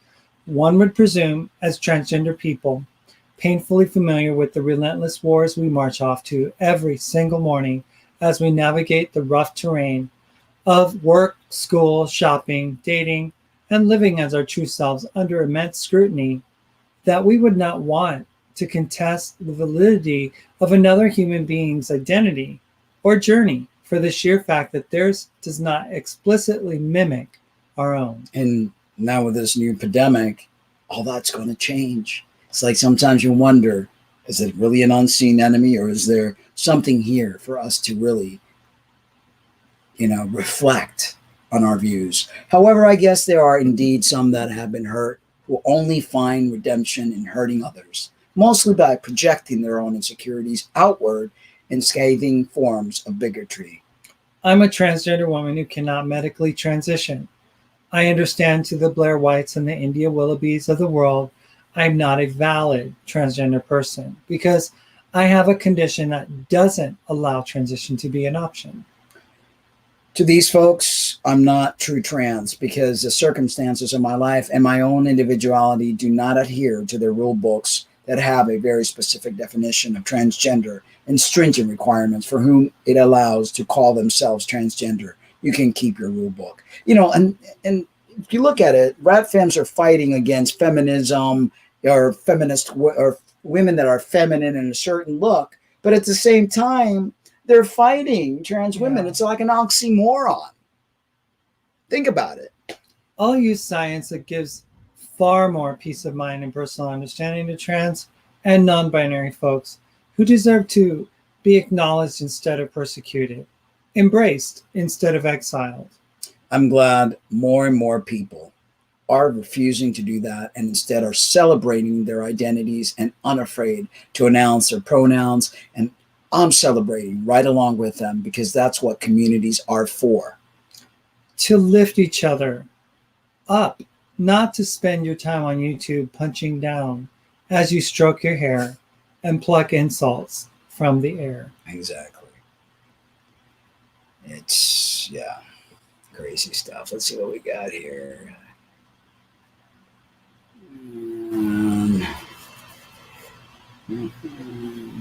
Marcy said, I'm happy to say next Thursday I'll be meeting with the doctor that works with my PTSD counselor to discuss helping out working with the youth with gender and sexual identity. Thanks to our interview. That's awesome. Can't thank you two enough. At least some positive news, right? Exactly. And that's what we need. Awesome. We need, I swear, it's like humanity just really disappoints me at times, and to see how, they really get off on trying to hurt other people.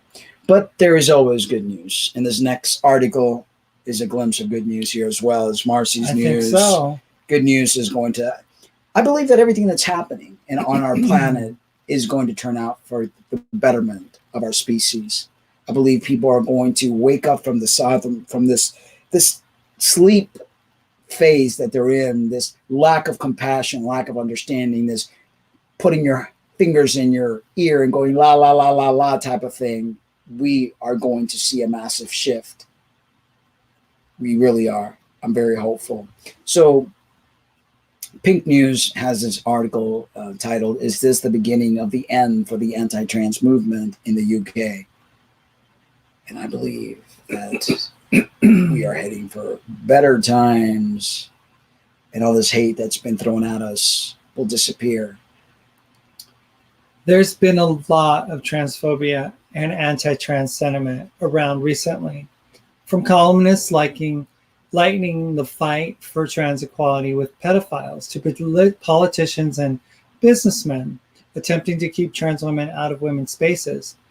There has been a sense in the past few weeks that people with transphobic views are coming out of the shadows. While trans and non binary people are already painfully aware that many people treat us with distrust and disgust at best and hatred at worst, what's been different lately is how this awareness has shifted into the mainstream.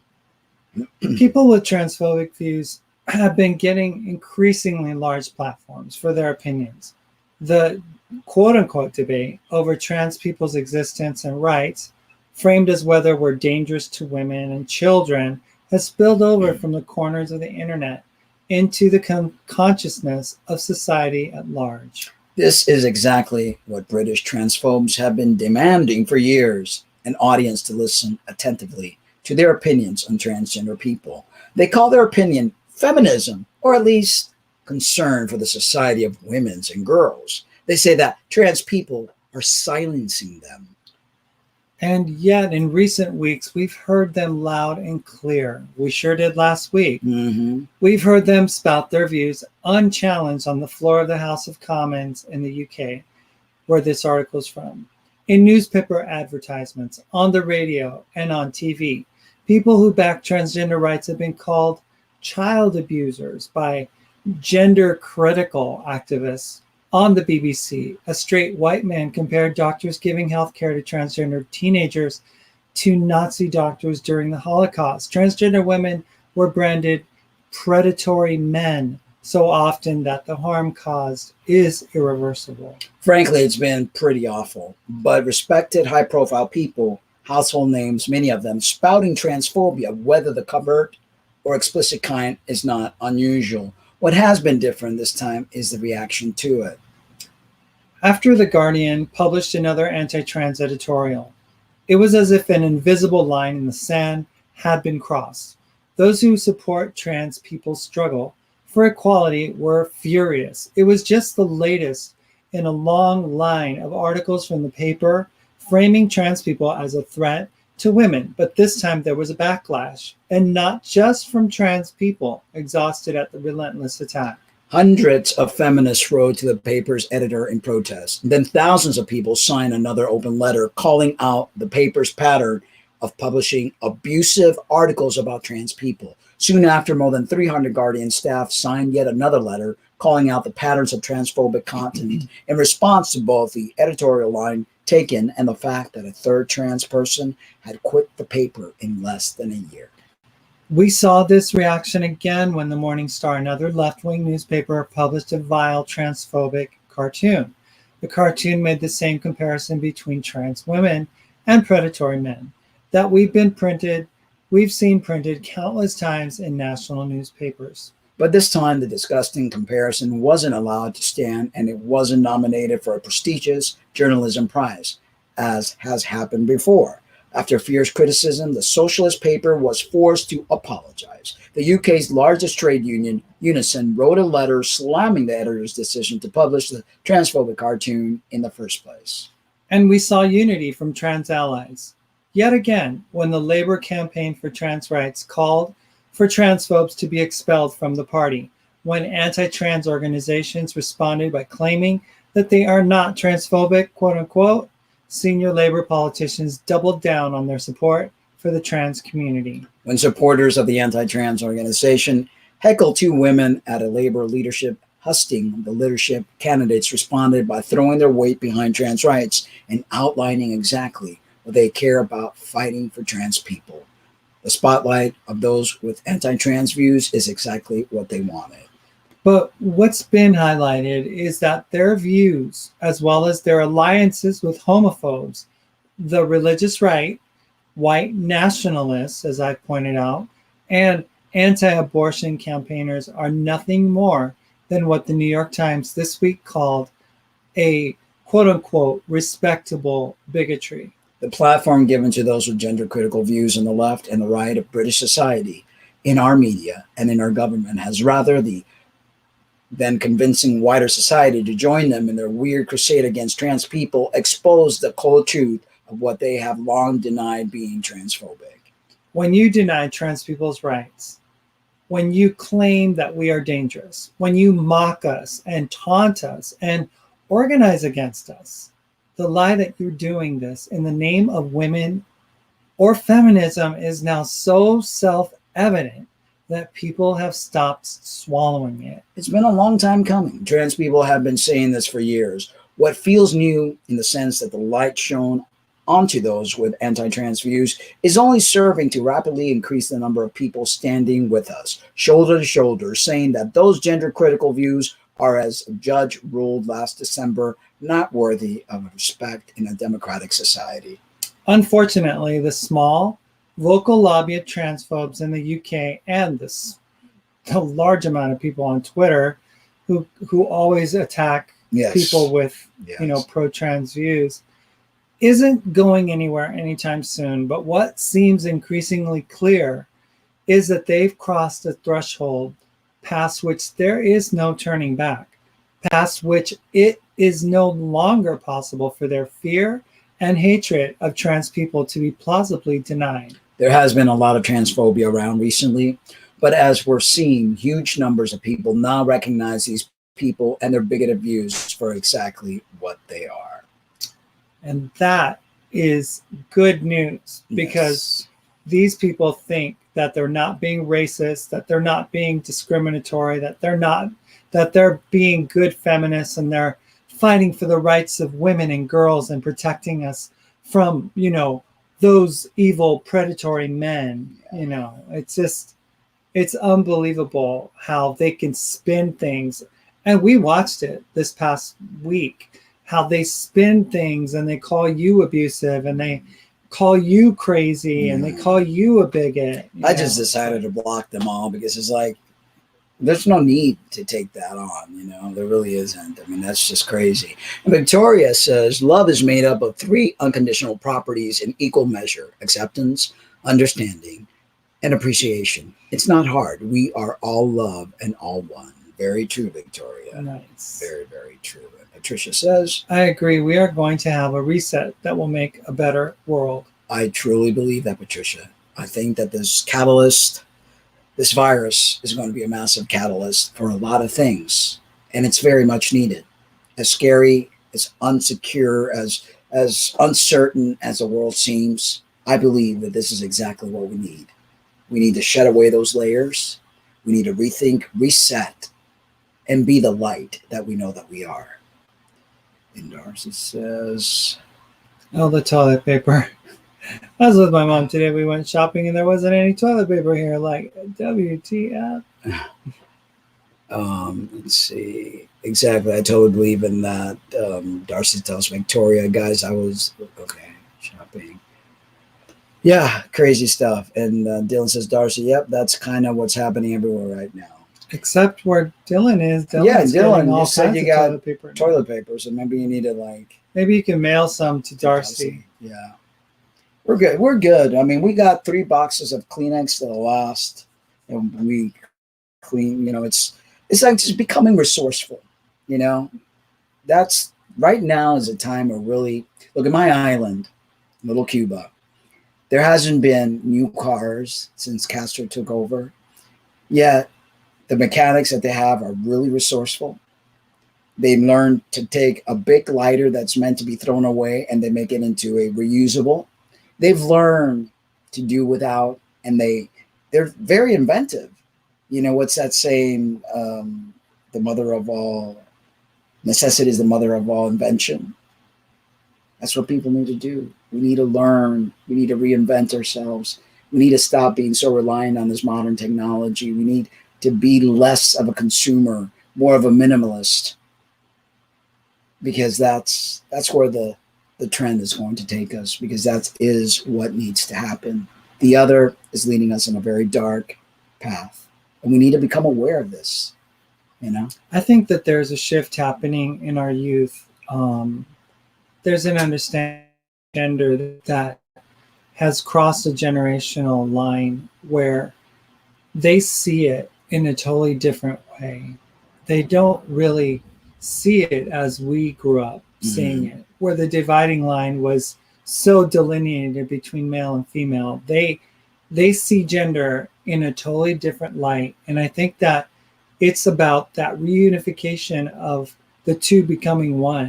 And I think that youth these days, a lot of them, you know, because you read about it, conversations that you see online and polls that have been taken about the younger generation and how they're easier to accept non-binary categories. They're easier to accept if someone identifies as male or female, non-binary, you know, and they don't have this judgmental attitude towards people with regards to how they present themselves, what they wear, what they dress like, you know, how they go about performing life, you know. So how are things in the areas that you guys are at? Are restaurants and bars and places being closed down? So far here, I think their schools have been closed down. Our gym is still open. LA Fitness closed down, but Planet Fitness is still open. But Planet Fitness is one of those fitness centers that have always been super clean. They have tons of paper towel with that spray, and they're constantly cleaning. So I think they're holding on till the very end, till they're told you have to close. You know, then you have to get really inventive and working out at home and to park in areas like that, because it's important to keep moving. You don't want to stay stuck indoors and just eat and get overweight, and that'll only bring more depression. So it's important for us to be as normal as you possibly can and continue to do the things that you normally do, respecting what's being asked of us, of course. Victoria says, need to go to sleep now, guys. Love you all. And be true to yourselves. Love you all. Good night from the UK. Good night, Victoria. Good night, Thank you for Victoria. joining us. Appreciate your presence. Let's see.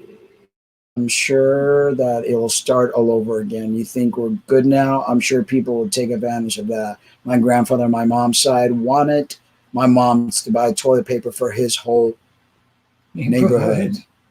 It's this hoarder mentality that those that live during this time on. I don't understand it. I don't either. There's a sale. Even though you don't need this stuff, you're going to buy it. Why? You don't need it. Just because it's on sale doesn't mean you got to buy it. You know, and it's this shopaholic mentality, you know? It really is. It's really amazing how you see fights developing online where they're showing video of people literally fighting somebody over like not letting them have a package of toilet paper when they have like 30 packages of toilet paper in their cart. I know, it's crazy. And Darcy wants to call in, even though he's a little drunk. Go ahead, Darcy. We're only going to be on for another 15 minutes because we're tired. And that's why we started the show a little earlier than we were going to, and just kind of want to like chill. But Dylan says college has been completely converted to online. And that's the wave of the future. I think, you know, we're seeing more technology and less human interaction, but everyone still has to show up to work except me because I work retail. Yeah. Go ahead, Darcy, call in. Do you need the numbers right on the screen there? For 5 minutes, because we're gonna call it quits at 2:00. I mean 2:00 in 2 hours when it hits 2 hours. 2:00. Boy, No. we got a lot of. No, when I meant to say when it hits. Pick up some more articles. Hold No, on. no. It's because I'm looking at this live for an hour and 48 minutes. So when we hit 2 hours, so we got 12 minutes. So yeah, I think that we're all going to learn a lot from these times, you know, and it's going to do us a world of good, you know. It really, I think we really need it, you know. I know that you felt a little anxious the other day. Are you feeling a little bit more at ease with and surrendering to? It's not about surrendering. It was just kind of a pit in my stomach feel, you know. It's like it just wasn't really. I don't know. Just didn't feel right. Yeah. Well, because it's a change. It's like something that you're not used to, and I'm sure a lot of people aren't used to, and but what's that old saying? You get used to hanging if you hang long enough, you know? Yeah, no, I mean, ever since we've been together, I've dealt with not having as much as I was used to, Right. you know, and that's a good thing because I mean it's helped me to focus on more important things other than the latest this or that or the other, you know, and you know I used to have mounds of jackets and mounds of hats and mounds of shoes. I remember I would buy shoes like, Yeah. you know, it was like, oh, it's on clearance. I need to buy like 5 pairs, you know. And that's because that's what you were taught from well, yeah. I mean, I saw my dad's closet shirts with tags on them from like 10 years ago, you know. Yeah. So I mean, and that's what parents have to be so careful how you teach your kids,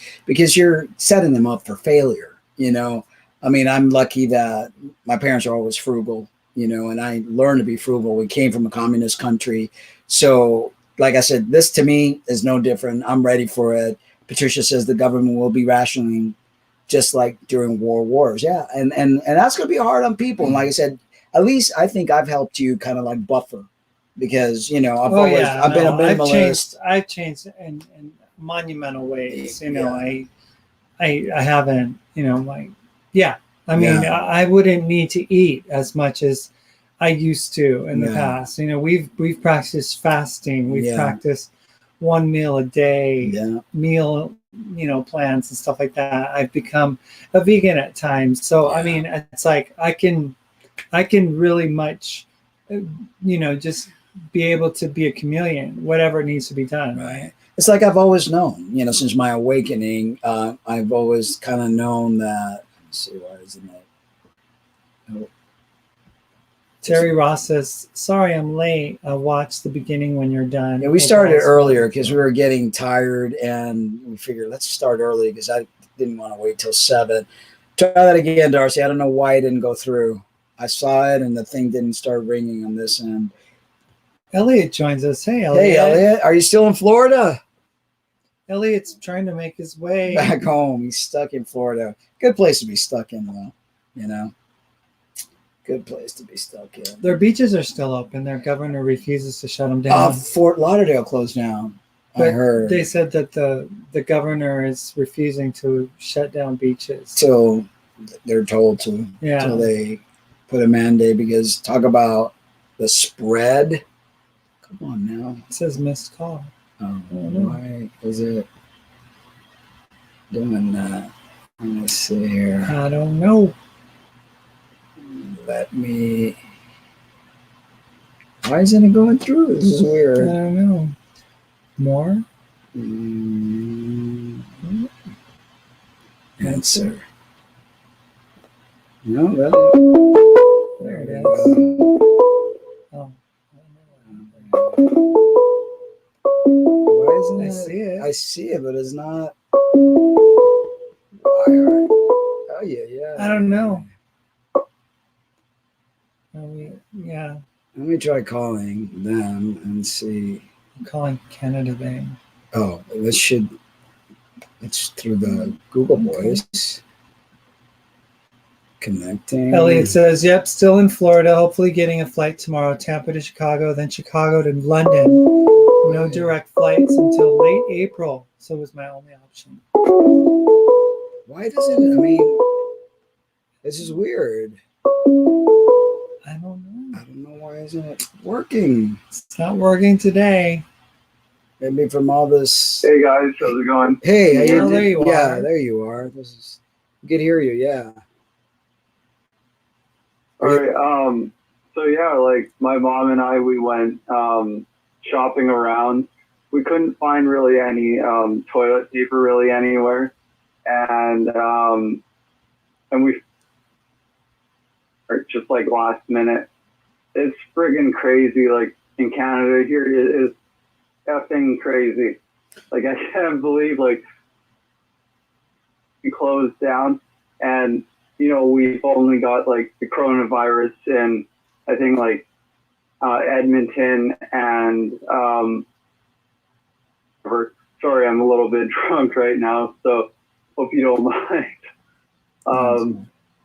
So yeah, like it's crazy here.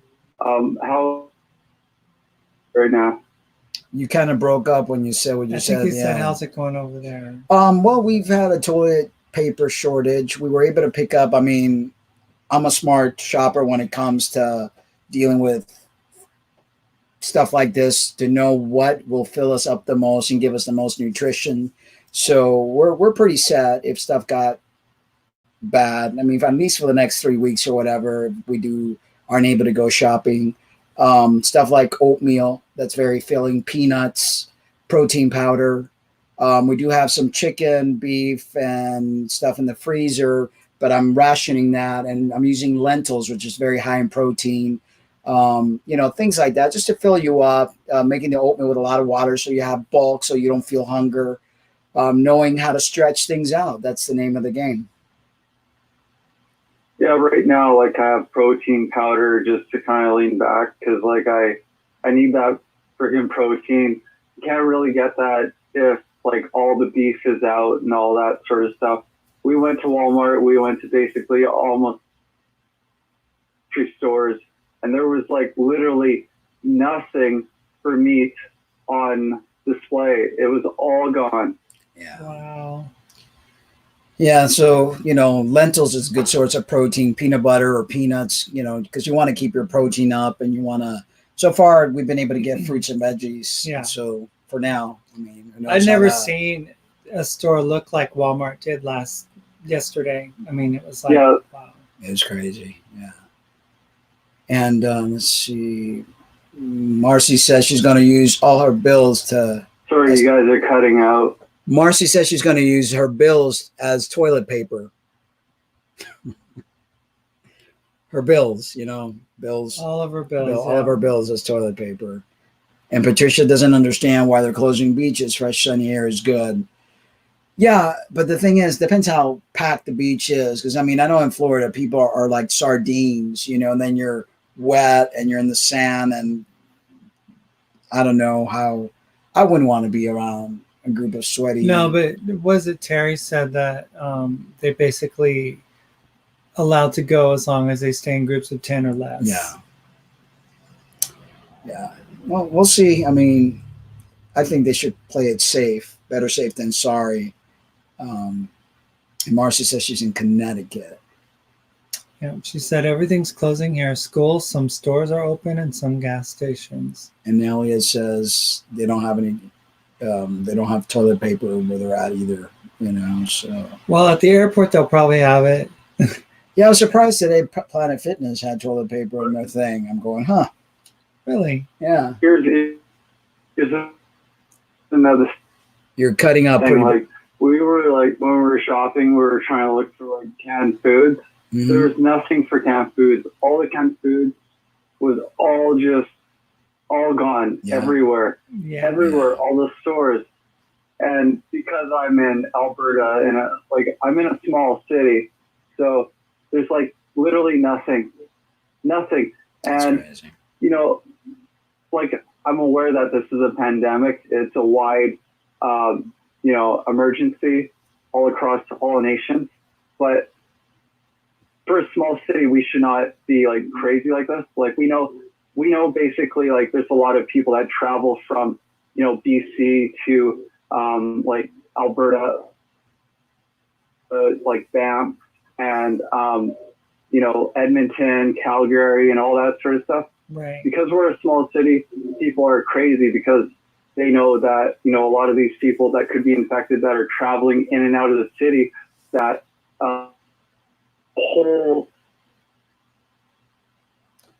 city can get infected really easy just by one pit stop alone, because one person can basically infect multiple people, and that's why there's this panic here. Yeah. And it's absolutely insanity. Like people should be able.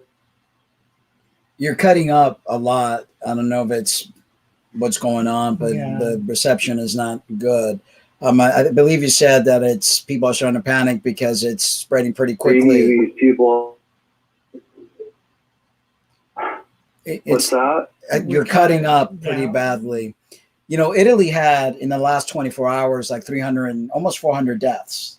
So they're seeing this spread pretty quickly, according to the news. Yeah, you're cutting up, so I don't know. And we're just about to end, so I want to read a couple of the more of the comments.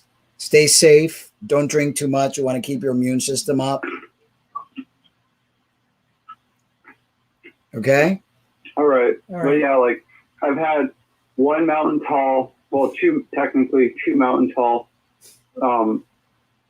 Budweisers, and I'm almost done my other Budweiser, but I'm basically just taking it easy. But drink a lot of I water. don't normally drink, but like this shit is crazy, and it's just like stressing me the hell out. So I'm just like, just chilling. Drink a lot of water. Hydrate, because alcohol dehydrates. So exactly. All right. Be well and take care of yourself. Right. Don't get into trouble. I won't keep your show up or anything. Well, thank you for calling. Yeah, it's always great. Stay safe. I'm a little drunk, so all right. Yeah, take it easy, guys. Okay. You too. Have a good night. You too. Take care. Yeah, guys, if you're going to be drinking, remember to hydrate yourself. You don't want to be drunk in a situation that could lead to some sort of, let me see how I could get rid of the, oh, here it is. Boom. Okay. To lead to some sort of problem, you always want to be in your proper headspace when something happens. Let's see what we got here. Dylan said, not very many people are coming to the beach here, and Dylan's in Texas. People are mostly afraid of contracting the virus airborne. Yeah. Well, they said today that, it's like the movie Contagion. You cough or you sneeze or, particles of saliva goes and it's airborne. And if you're breathing it or having your mouth open, that you could get infected. Patricia says stores have been downsizing for quite a while before this happened. I wonder where the products went. Interesting. Yeah. Very, very crazy stuff. Marcy said Darcy probably can't find his phone. Well, he's had too tall Budweiser. That's terrible, Darcy. Stay strong, dude. Down. Definitely. We all have to stay strong during this time. Try to speak to, on the phone to friends and family members, and don't stress out. And I know it's easier said than done, but remember that sometimes we don't have control over what happens, and having faith in something higher than you. And I know we're atheists, but I know that there is a higher power that's not judgmental, that doesn't need to be worshipped, that we are all part of. And understand that your mind is very powerful. You have the capability of altering things. You need to stay calm. You need to stay centered, connected, and sober of mind. Take care of yourself. Eat right. Take your vitamins. Like vitamin C is very important. We do oil of oregano. In the morning, I make us this little concoction of apple cider vinegar, turmeric, oil of oregano with a little water, and drink that every morning, some vitamin C, just to keep your immune system up, to keep your brain functions, to be able to react in case anything happens, in case there's riots, in case there are people that just freak out. You want to be the calm one. You want to be able to help those people that are losing their minds during this situation. Terry says, I stocked up on emergency supplies in mid-January when the Chinese whistleblower died. I bought a bale of TP. What these other people are doing is just crazy. Yeah. Yeah. But, I think there's been such a fear at the end of the world scenario. They've been calling wolf for a very long time. So now, and people have been watching too many movies. And although some of these movies are kind of coming prophetic, they're just panicking. And, you just got to keep calm. One of the things that they said in a news report was people are watching all those pandemic movies that came out, years ago and stuff, and how they come up with a solution that we don't even have. the solutions in these movies are actually a better case scenario than what we're facing right now. But the fact is that the things that are going on right now do resemble the movie Contagion or Outbreak. I mean, we've got testing stations now. Drive up at your nearest Walmart to go get yourself checked and stuff, and lab coats and people in masks and shields. It's just a scene of a movie. And Jula joins us, and Patricia says, I can imagine the internet is being used abundantly right now. Yes, very much so. Let's see here. Marcy says, Darcy's too drunk. Read the next one, Patricia. Funny how a situation like this can make you appreciate a can of French-style green beans. We got corn and lentils, because I figured lentils and rice and pasta, things that'll fill you up, and then, you know, get your proteins and just, you know. The potatoes were wiped out. Yeah, no potatoes. The rice was wiped out. Yeah, luckily we had beans bought some rice, and that I'm like using it, you know. I'm good at that, you know, just enough. And it's like just enough to fill your tummy up, to give the energy that you need, because you don't know, you know. You don't know when. So this, you know, the training that I've had is going to come into total. Marcy says, Darcy's awesome. And Dylan says, I don't know what's up there or whether it's actually good or kind, but I don't often sense an energy. I do often sense an energy. I know that there can't be nothing out there. I'm not quite sure what he's Makes me feel like we're in an apocalypse. No, he said, I don't know if there's a, you know, divine being up there or whether it's actually good or bad, but I do sense an energy. Yeah. And know that there can't be nothing up there. Exactly. I just think that man has created God in his image, and, you know, we are fragmented particles of this energy source that we don't have the brain power to actually explain it. You know, we try as human beings, but during the time that we're in these bodies and using these brains, we will not be able to actually explain what this energy source is. But I have a feeling that everything happens for a reason, and what we're seeing now is meant to happen. We just have to trust.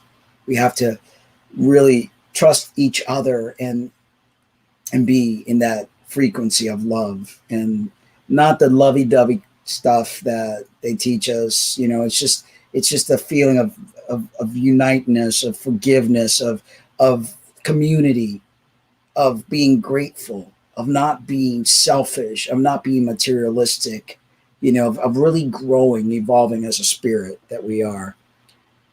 And Marcia says, good idea getting shakes and protein powders. Yes. Yeah, what I do is I add some protein to oatmeal, then I add water and add some nuts and add some berries and stuff, just enough to like fill you up, give you what you need, so you're not getting hunger pangs, so your brain is being fortified with the things that it requires, you know, your branched chain amino acids, your vitamin Bs, you know, things of that nature. So your nervous system works, so you're not panicking and anxious. Tacos Forever joins us. Hey, Tacos. So true. I still need to get food. I've always been a horrible shopper. Yeah, it's important to learn what to get and how to make it stretch, you know. And this whole what are Rancho Gordo dry beans? Never heard of those. And Terry says this whole thing will definitely change perspective about what is important. I would hope so. You know, one thing I know is that people during the time of needs, they feel one way, and then as time goes by and life goes back to normal, they forget and they go back to their old behaviors, you know. But I have a feeling that this is not going to be something that's going to be forgettable. And I have a feeling that life as we know it will no longer be. And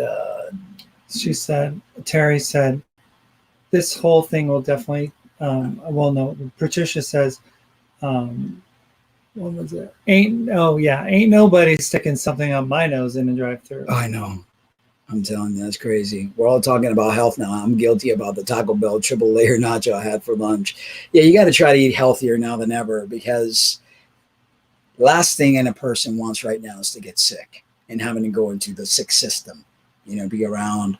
You want to keep yourself healthy, hydrate yourself, eat the right kind of foods. Don't overeat. Teach yourself to eat less and less, because you never know how you have to ration your foods. It's important to learn that. It really is. Taco says, I'm trying to see this as an opportunity. Exactly. And if you look in the beginning of the show, we read this really, really good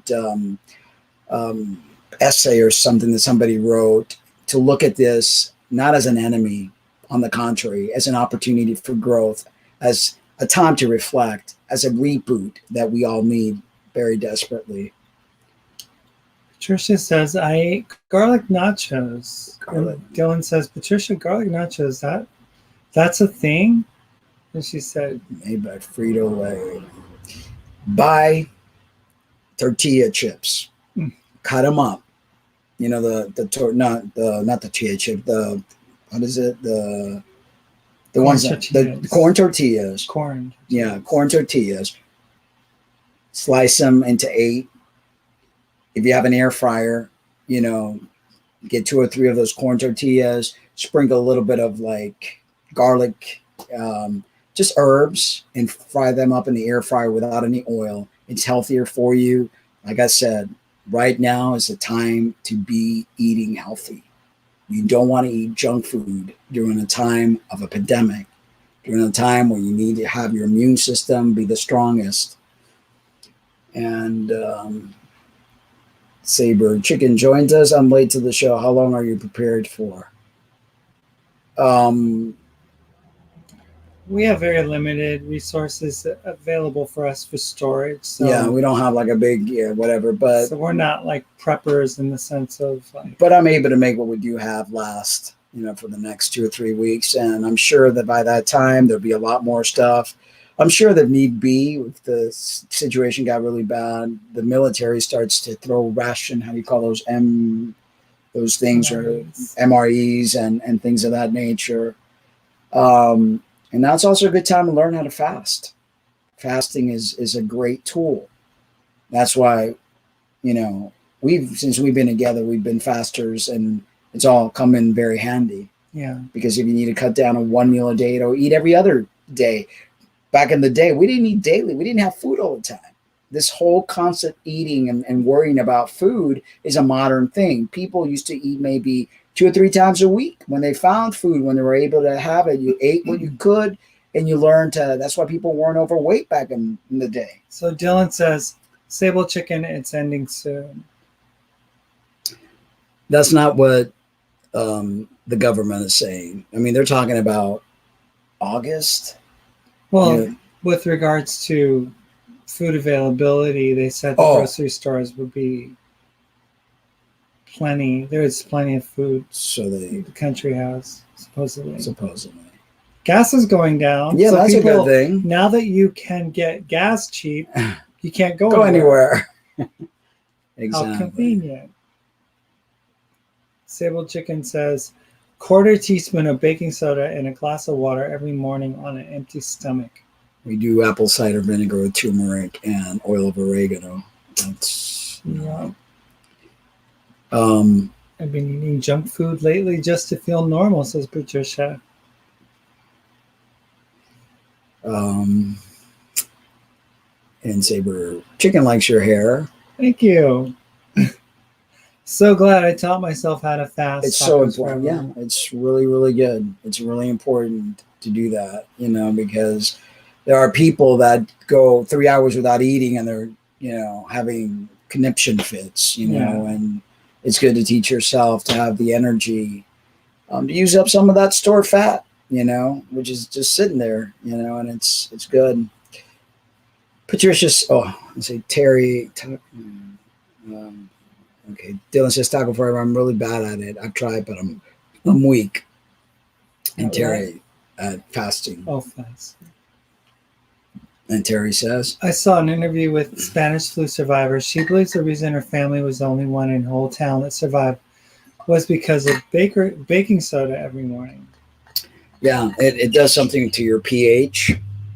And my grandmother used to give me that whenever I had an upset stomach. Yeah. I kept one out there with water and drink it. Patricia says she stocked freeze-dried veggie, fruit, meat, and cheese. And Kim likes your hair. Thank you. And Patricia says, got rice, beans, grains. Yeah, stuff That's like good. that. That's good. Good hearty stuff. We'll probably check to see if rice has come back in. Back up. But yeah, so we could have that. Got a bunch of lentils. And Ajula says, I think I fast naturally. Like if I eat a lot one day, the next I don't eat much. Not really on purpose though. That's how our body's been trained from the beginning of time. We didn't have the luxury of stores like we do now. You were able to find something to eat, you ate it, and then you could go days without eating, and that's. Sable Chicken says, I'm making rooster soup for everyone. Okay. Wow. Rooster soup. Is that like a Southern delicacy or something? Or never had it. All right, guys, we're going to go ahead and go. We've been at it for 2 hours and 15 minutes. Thank you so much, all of you, for tuning in. Please stay safe. Stay calm. Think positive thoughts. Try to keep yourself, not thinking of the bad, but thinking of the good. And remember that even bad things bring good things to volition. Anything else you want to say, my dear one? No, I just think that it's great to be able to have this time to spend with you guys and to be able to kind of like have a little community. Mm-hmm. Although we can't, we're being discouraged from encouraged to be socially distant with one another. It's really nice to be able to have this platform, yes, so that we can all come together in some way, shape, or form. Yeah, and we'll probably be, doing a little bit more shows, just our little gatherings like this as time progresses. And Carlos M. Canini says, love you too, Carlos. First time seeing you. Carlos, but thank you for tuning in. So be safe, be well. And Patricia says, I made black-eyed peas with black rice. I made the beans look like black beans. There you go. Beans or rice are hearty. They've got good protein. They're filling. Like I said, things that'll fill you up and give you enough nutrition, and that you're not constantly thinking about eating all the time. Because the last thing people want to do is eat all their supplies. Right. You want to ration them throughout. All right, guys, we're going to let you go. Yes. We love you, but remember to always love yourselves too. Be safe, be well, and see you soon. Bye-bye.